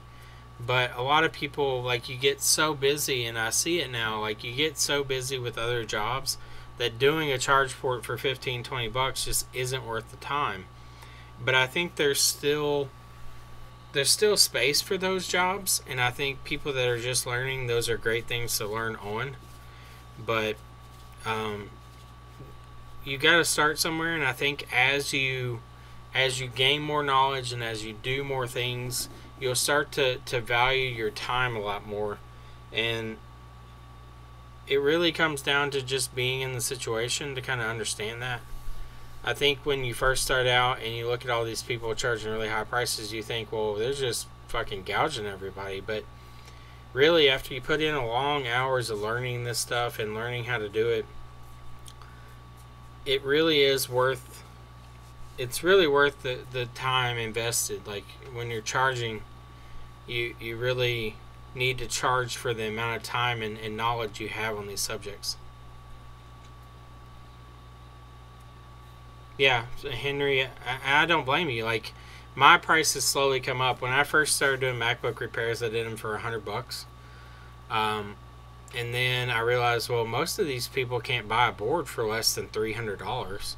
So my price now is a baseline, usually $200 for liquid damage repairs. And even now, like, looking at some of these newer ones that I've worked on, like, I almost feel like charging $300 for it, because they can't buy the board online cheaper than $400.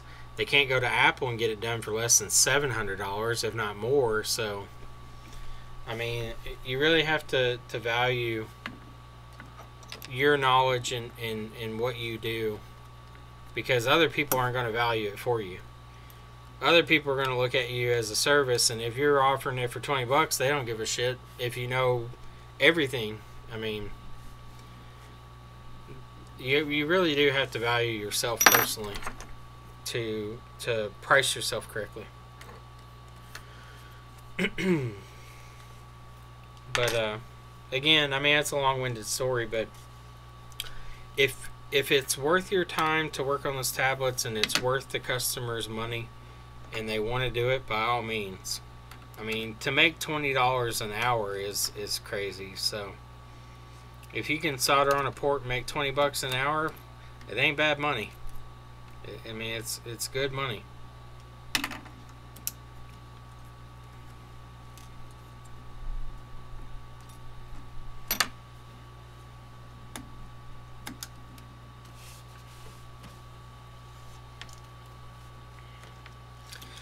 I think when we talk about the value of time in this industry, like the money you put into it and the investment personally that you have to put into it, I think that's what really irks me when I see people like undercutting and being like cutthroat on prices.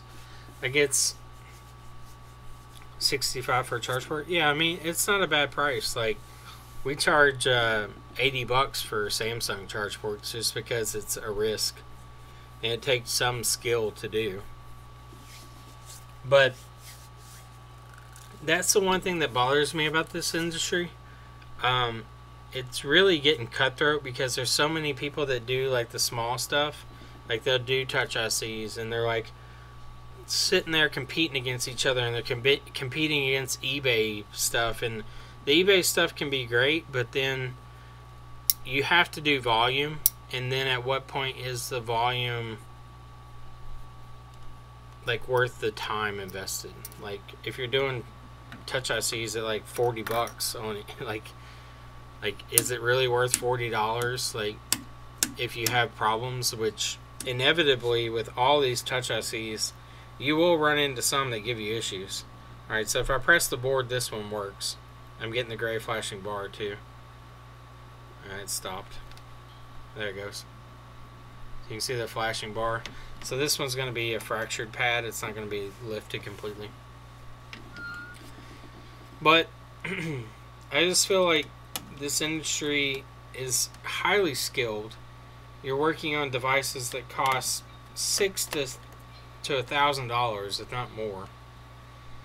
Why is it we're competing against each other and driving our own prices down? It makes no sense to me. I mean, I don't think you should gouge people. I don't try to gouge people on money. But at the same time, I don't think you should just devalue yourself just to try to make a buck.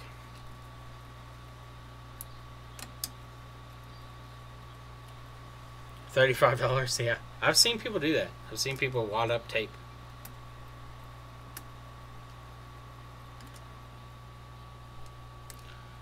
Well, thank you, Christopher.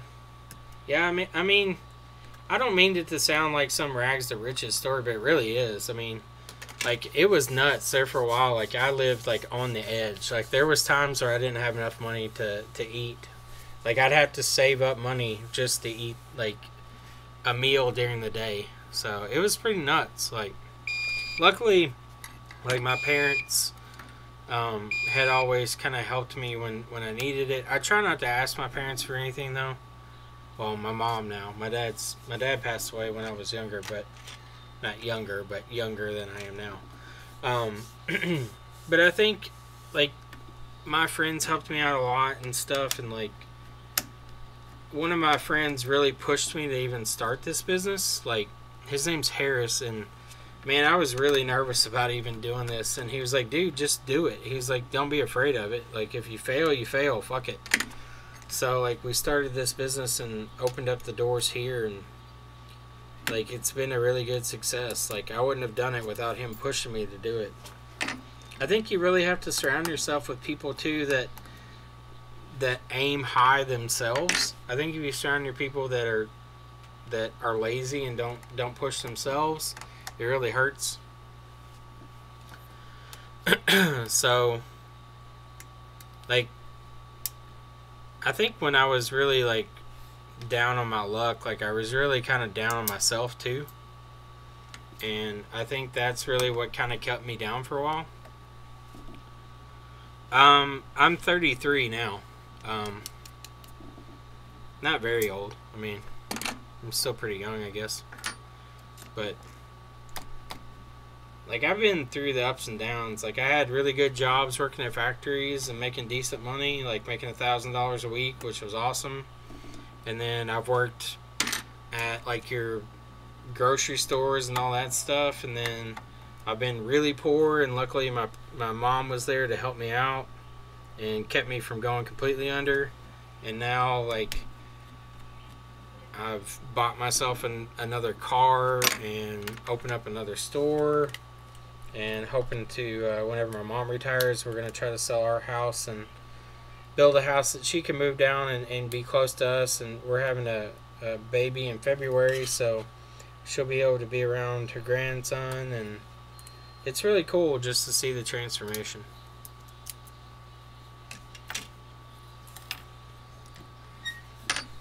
Spectre, sorry to hear about that. I mean, it sucks losing parents. I mean, I wasn't like overly close with my dad, but I can see myself mimicking a lot of the things that he did. And I think without that, like, I wouldn't be who I am now. This chip looks really weird. Alright, so when I open this up, like, I could feel like a bulge here. Oh, well, that's why. So this standoff's completely gone. That means this thing got bent pretty good. Okay, so see the shield here? It's actually broken from the board. So this thing was bent pretty badly at some point.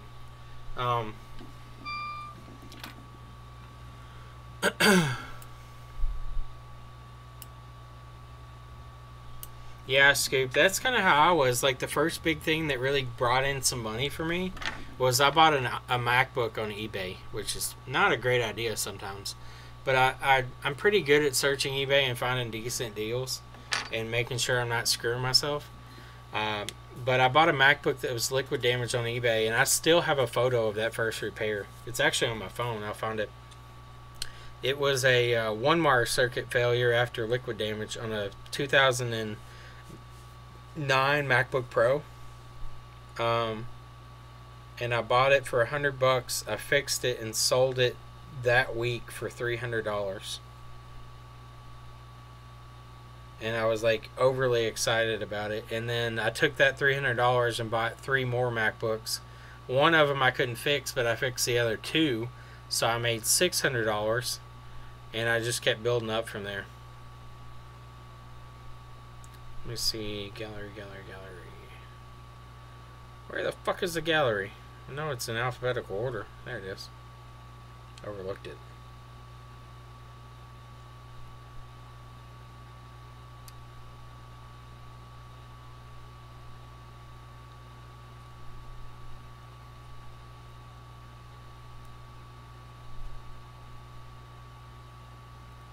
Alright, so let me find this first MacBook repair.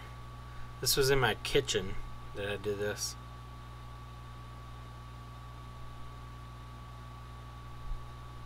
Where are you at? There it is. So I didn't have the right wire or anything. So this is my first MacBook repair. One wire circuit. I ran a big giant fucking wire. I don't know if you can see it, if it'll focus.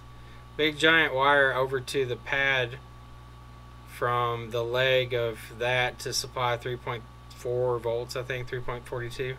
And then I conformal cutted the shit out of it. Because it was just a big exposed piece of wire.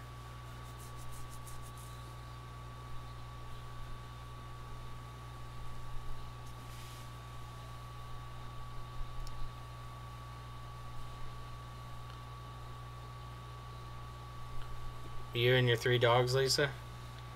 Well, I mean, fur babies are not bad. We have a lot of fur babies. We'll have a real baby soon, but... Oh, there's Ashley. She's coming to pick me up. Yeah. What's up? Okay. No. Yeah, that's fine.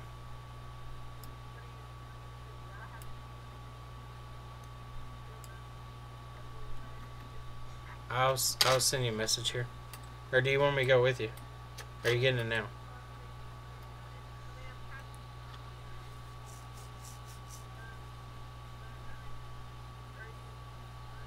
Yeah, I've got to finish this touch IC and then I'll be done.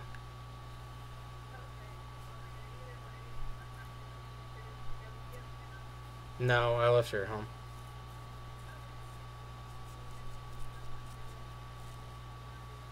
Okay. I'll see you in a little bit. Love you. Bye. Alright, so we gotta finish this one up before Ashley gets here. I'll stop talking. Fur babies, yes. So anyway, this one's been bent, obviously, at some point pretty well. The mason chip in this corner is actually raised up. There you go, look, the side of the coil was broken off too. That coil probably is still functioning fine though. That's just a piece of the outer shelling. But it's actually raised in this corner. I can feel it, like it's raised up right there. So hopefully there's no serious damage under here. But we're going to have to knock this one out pretty quick. So we'll see how fast we can do this one. I'm not going to do this mark style. I don't trust just dropping the wire into the ball. I've tried it before and it worked one time, didn't work the other time. Nate, yeah, the Galaxy came in today, I think. I got a package for me. I haven't opened it yet. I'm going to work on it tomorrow.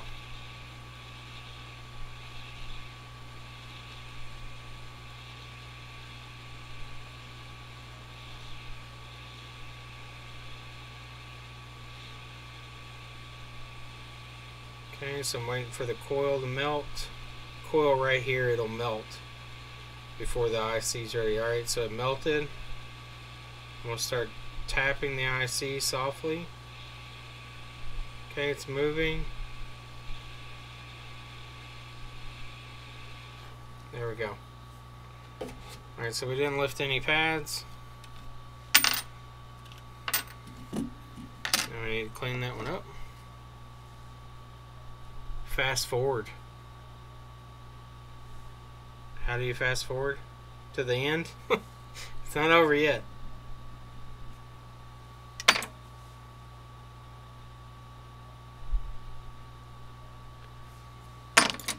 Alright, so let's load this thing up with some solder. You all have seen me do this a million times. I'm sure it's not impressive anymore. Focus camera. Oh, sorry. There you go. The only thing I don't like about this reducer lens for the camera is it makes everything kind of have a halo effect. But I can't do anything about that because if I use a bigger reduction lens, or smaller technically I guess, you all can't see much of what I'm doing. Like the view angle for you all is very limited. So I've got the biggest aperture viewing angle that you all can see. But somebody had suggested one in the past and I forgot to look it up. I feel stupid because it looked really good, but this one works pretty well. Just kind of has the halo effecting, which comes from the optics of the lens, but what can you do?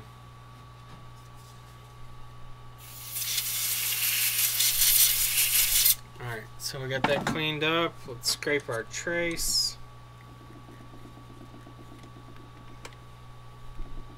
I'm actually going to turn it again. I like to come in from this angle.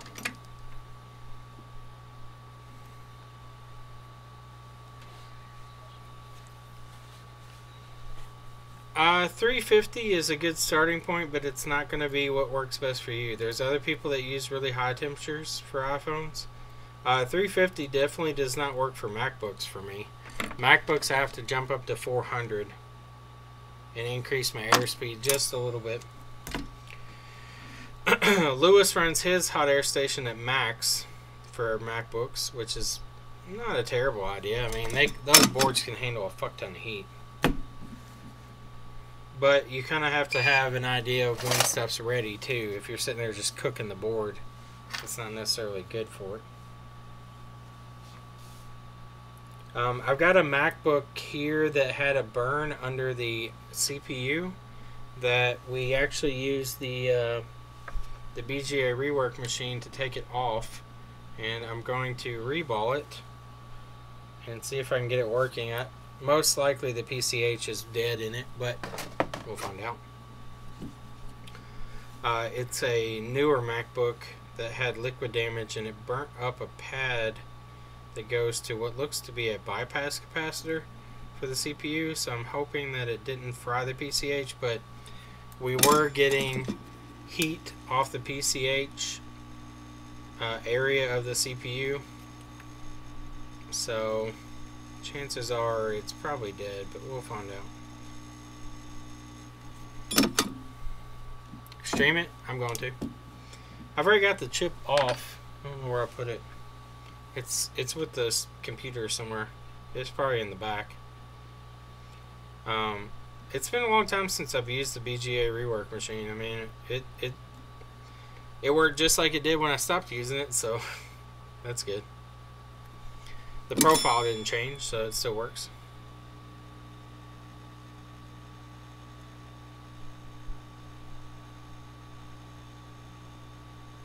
The profile that I've got on it's pretty fucking spot on. Like, the lead-free melts like right at the very fucking end of the profile, so it's not overheating it, so it does really well. And the leaded profile is a little longer, but it really gets the chip to sit down well. The only problem is I don't have the optical alignment thing like Lewis has, so placing chips can be a nightmare.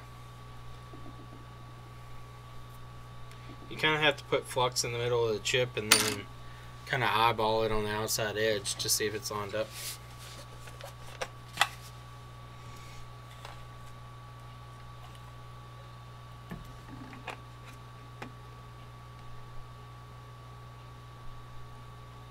What did Lois get a notice from his landlord about?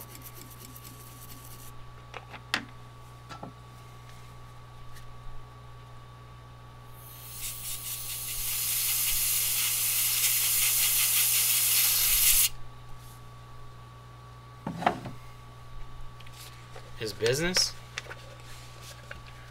What's he gonna do? Didn't he just fucking do a bunch of shit to upgrade it? Like redid the flooring and stuff in it?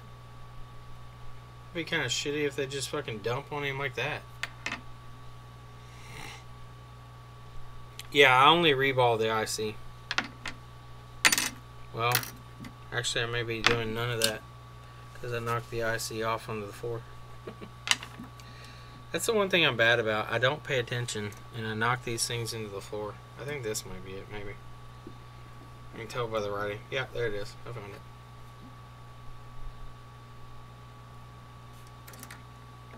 I'm really bad about knocking ICs off. I need to learn to set them off to the side out of the way, but I don't. I'm a glutton for punishment, I guess. Alright, so we need to put our conformal coating down on that.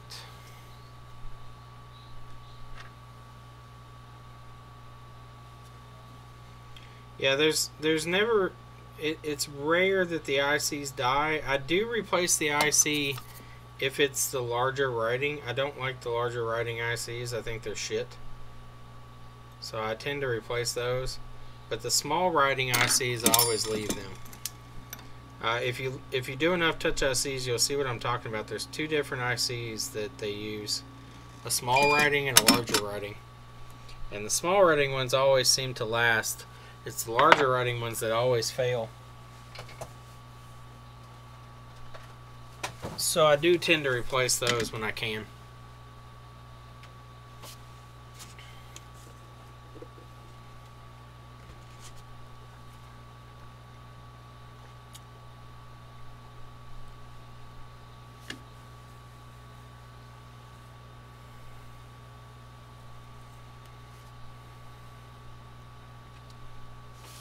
I wonder what Lewis would do if they... I mean, I'm sure he could open up a new spot, but it kind of sucks because once you get kind of established somewhere, you really don't like to move because people know where you are. I mean, they'll follow you, but it makes it a little bit of a hassle. I'll turn the brightness down some. It's super bright.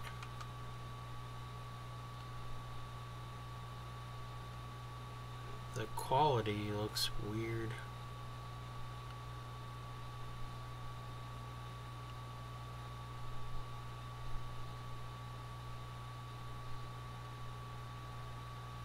Which do y'all like better? The really blue color or the more real to life color?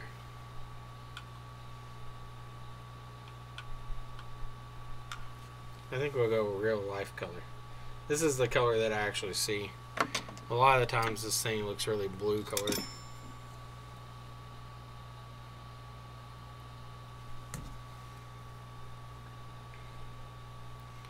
Well, I think any new rent would be cost prohibited.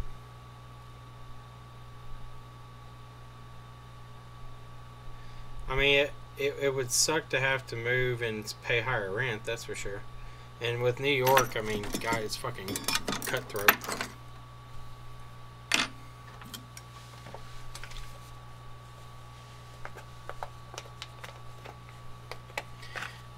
Yeah, I moved it over. I didn't get rid of it. It's still over here.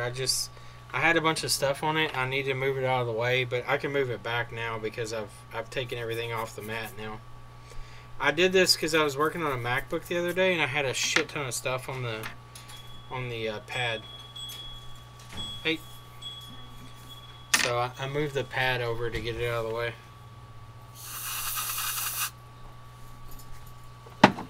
Almost done. You have stuff that needs to be mailed? Yes. Okay, I'm gonna go pee first. Okay.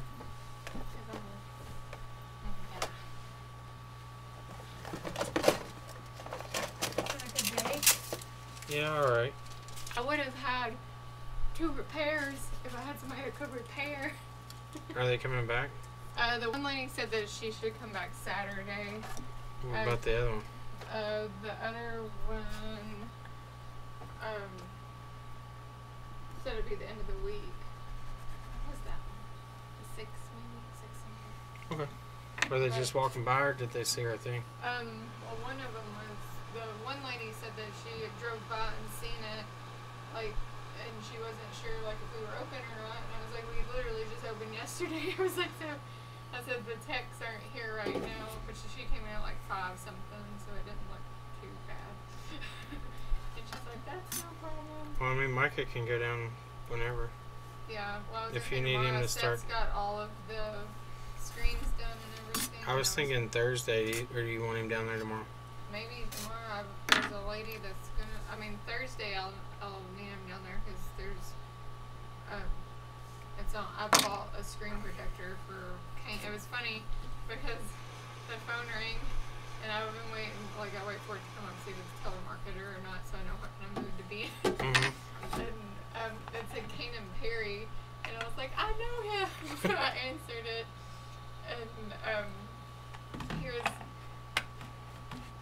He said, what was it? He said, I said BNC, and then he was like, is this the place down on the square? He said that I've been seeing, and I said, yeah. I said, we're right down. I said, is this Kane and Perry? And he said, yeah.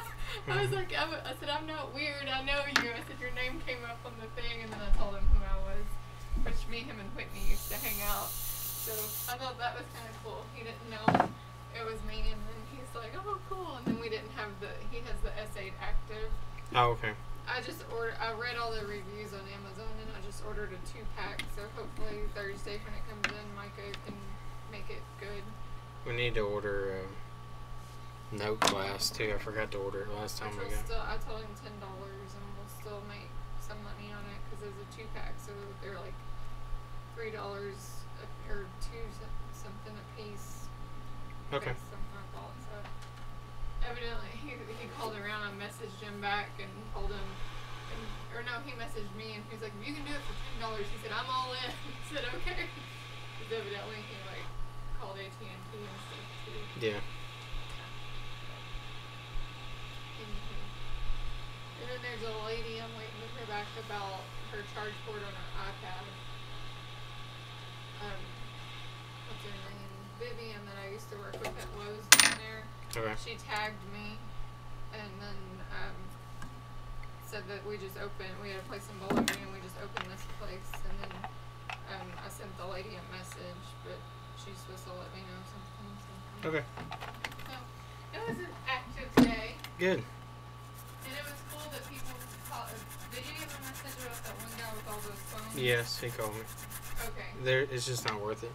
I didn't think it was because I told him, I said I'll let him know. I was like, but He asked if I'd take $100 for all of them. I said, man, after I buy screens, I won't make any money. Yeah, that's what I was looking at.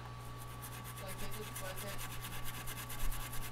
And I called and paid over the We'll phone just okay. card because, and I'll have a receipt from that, so Okay. that'll be like the That'll work.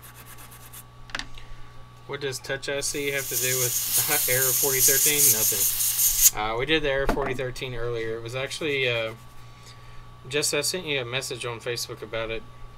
It seems like, and based off of what Wyman told me too, and others have said, and from what I've seen, it seems to hold constant. We did three iPhone 7s today. One of them no audio, one of them lagging touch no audio, and one of them Error 4013. It seems that there's a common issue on the iPhone 7 series, just like the 6s with the SIM tray. The board's flexing and actually causing breaks along this line right here. So if you look where the SIM tray is, it's a gap here and it runs around. And if you follow that down, it runs right across here and right across baseband. The 4013 errors seem to be coming from the fact that the baseband PMIC is actually fracturing, and the one I had was giving me error 4013 and was causing the same symptoms where as soon as it would get to the loading screen with the bar, it would reboot itself. I pressed down directly above the baseband PMIC and it started to restore. And it booted up. Does it ever cause no SIM? Possibly, because if it's a fracture here, it can definitely cause issues up front, and baseband is right here under the shield. So baseband is pretty much like this section right here. So if it was causing issues, I could definitely see, like, if it fractured on both sides, we could have issues with the no SIM. It would make sense at least. But from what I can tell and from what everybody seems to be consensus saying online, this seems to be an issue just like the 6 Plus where they flex and causes fractures. And I feel like the iPhone 7 has a much more rigid frame, or not frame but board. So I feel like the board is causing a lot of these issues because it has no give. So like it's just breaking instead of like having a little bit of leeway. These seem to be much more sensitive to drops than previous versions. Alright, so let's see. This is the AT&T refurb board. Alright, so this one's booting up. And this will be the last one for the night. We got quite a few done. SD RAM shorts. Yeah, I would think that the drops, if you look at the SD RAM on the iPhone 6s and up, the SD RAM has really hard underfill. So I think it has something to do with that. I'm not sure on the frame where the power button is in relationship to the SD RAM, but it is right in this area. So SD RAM is right here, and the power button should be right here. So it could very well be the board flexing and causing it. I've seen several SD RAM shorted ones.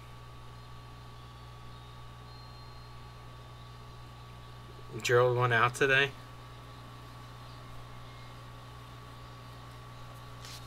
Alright, so let's see if we have touch. We do. We have touch again. We'll do a tap test on the board to make sure the IC is not barely touching. It's good. So there we go. We now have touch function returned.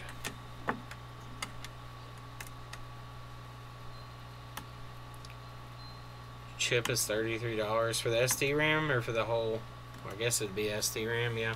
Because you can't replace CPU. Duh. SD RAM short data recovery is a bummer. Yeah.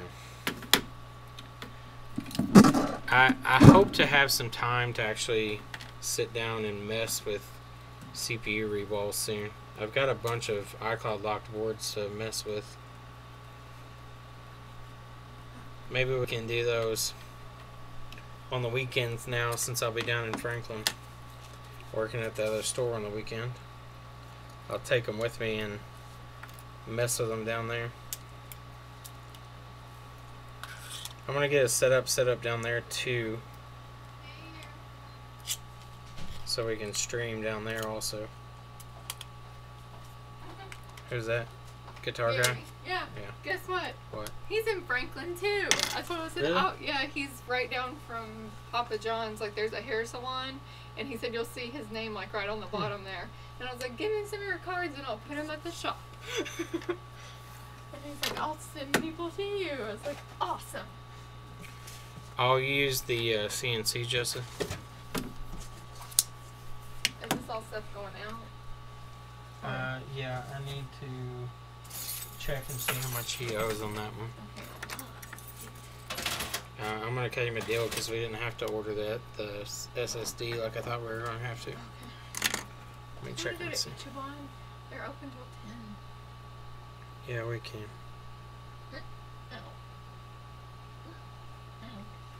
Facebook advertising on chat is annoying.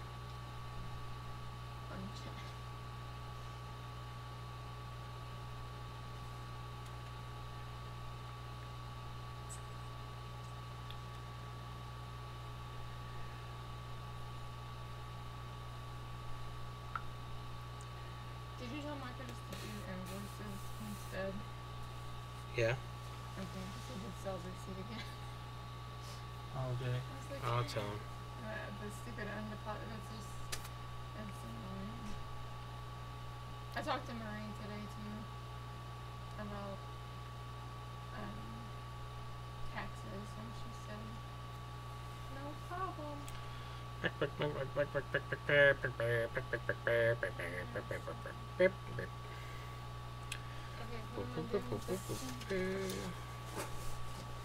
I told him the price of this. Where the fuck was it?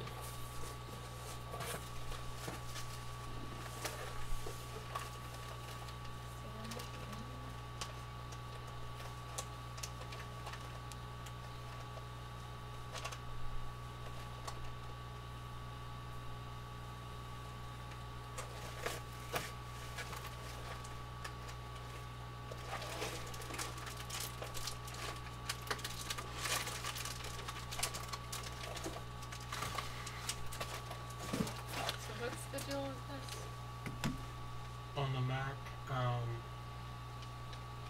it was like, I told you I'd tell you the price on it. You didn't tell me the price. Yeah, why did you open it? Oh, I thought you said to. No, I said I'll have to tell you the price on it. I have to see what I Well, quoted. that's what you were meaning. No. What you were doing, but I needed to get it out to do something. Do I use Repair Shopper? No, we use QuickBooks. We thought about doing Repair Shopper, but it didn't do exactly everything we wanted. Anthony messaged us earlier. Did you see his message? Finch? Mm-hmm. Yeah, he was on the stream. I talked to him. Okay, cool. Cause I didn't know what was going on, so I couldn't respond to his message. Not with any useful information. We use QuickBooks Retail Edition. Retail. With the payroll and inventory systems.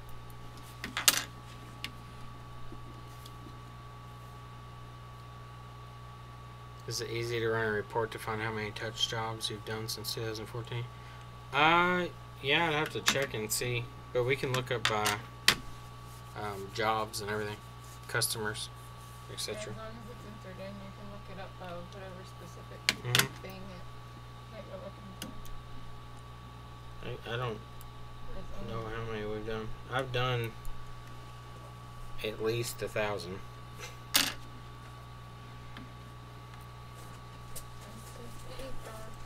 The first year I did several of them. This year has been quite a bit more. We're starting to see a little slowdown in them now.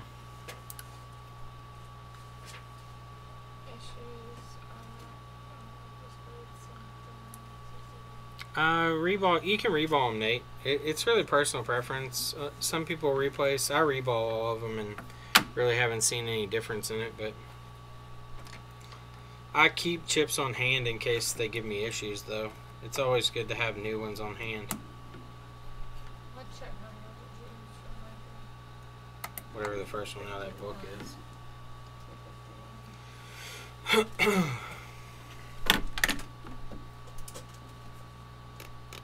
Just write it on the back.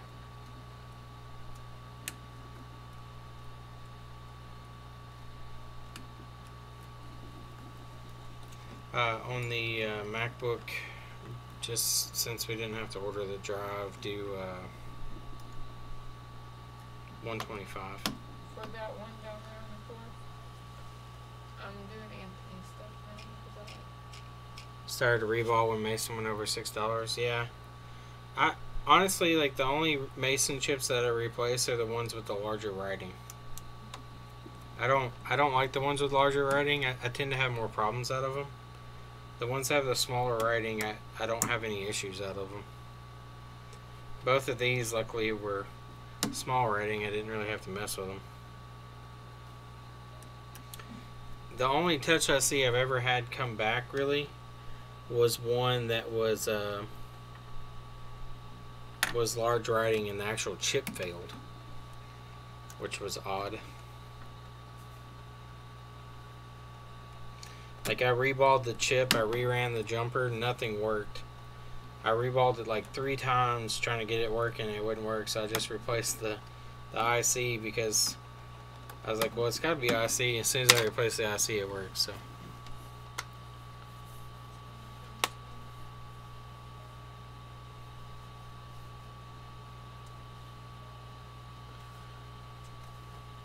A scriptist. What's a scriptist?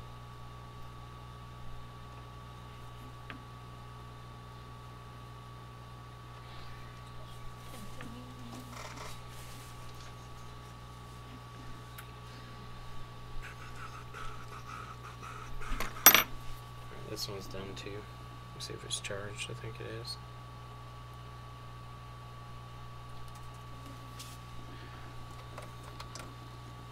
Maybe not. Oh, font size. Yeah, pretty much. you did it on Mac EF5. Yes. That's for Anthony. I know. That's on the stuff. Yeah, I don't. Just have you all seen that with the chips that have the larger writing on them? The 85. Yeah. I wrote the title on the side too. Okay. I was reading. Oh. Well, I have to do 2 different invoices. Yeah, I know. Because he's picky. I know. She says, did you get the one that's invoice number 666? No, I have 69. He has one 666. This one is number 69. Do I need to put the exclamation points?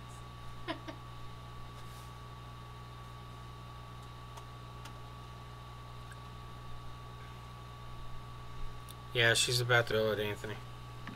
Well, this one's boot looping, so let's see why. Is the battery bad? This was just booting. I haven't done anything but put the board back in.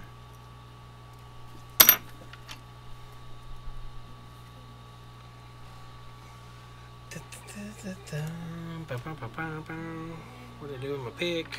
Did it fall on the floor? Nope. There it is.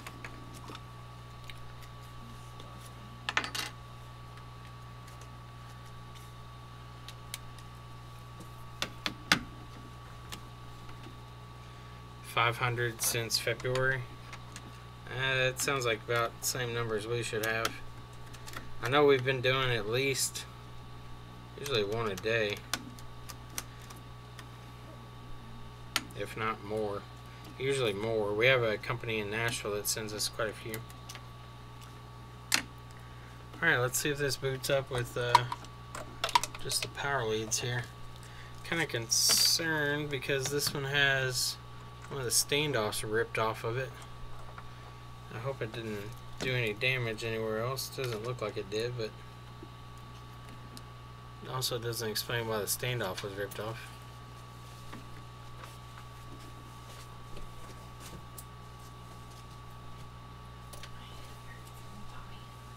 You're dying? Alright, so this one's booting up with the DC power supply connected, but not booting up with the battery. So we either have an SWI issue or the battery's bad.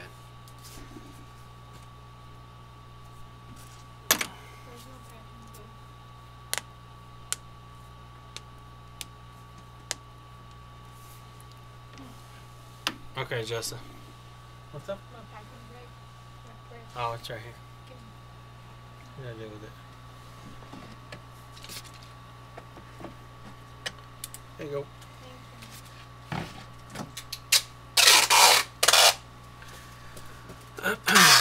Yeah, so this phone boots up when it's on DC power supply, but not on battery. So is the battery damaged? I've noticed quite a few of the iPhone 6 series having issues with the SWI pins in the center not making connection. So what I've been doing is kind of wrecking the connector a little bit, but getting in here behind the pins and pressing down just like that and breaking it, and just bending the pin out.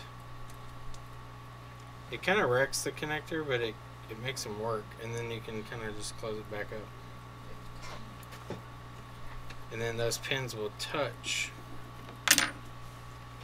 properly now, and usually works. The pins, I don't know why they sit back in there so far. But I usually just break that center post and push the pins back out and then put it back together. So now it's working. See, the battery wasn't making a connection. Now it is. I've seen a lot of them this way, and I don't know why. Like, it's pulling 1 amp now and charging. Before, it was pulling like 300 milliamps and trying to boot and shut off. But I've seen a lot of 6 series like that recently. Like, just from unplugging the battery, like the SWI lines don't make connection anymore. So by bending them back in, it'll touch. Thank you, Anthony. But anyway, I'm going to let this one charge. It's charging at 1 amp now, so should be good. I'm going to get off here and go get some din-din and then go home. Thanks to everybody that stopped in and took a gander. I'll probably stream tomorrow. I've gotten caught up on a lot of the mail-in stuff today, so I'm pretty happy about that. Is it a factory design failure? Maybe. I don't think it's intentional. It's just kind of a unplugging and plugging in the battery. You kind of work the connector back a little bit. But anyway, thank you all for watching, and I will stream the rest of the stuff tomorrow, most likely, if I don't finish it during the day. But thanks everybody for tuning in, and pretty excited. We're getting close to 3,000 subs, which is awesome. So thanks everybody for watching, and I'll try to make sure that I get the announcement for the giveaway for those parts tomorrow. That way I can stop holding you all in suspense. Anyway, have a good night, and I will talk to you all later. See ya.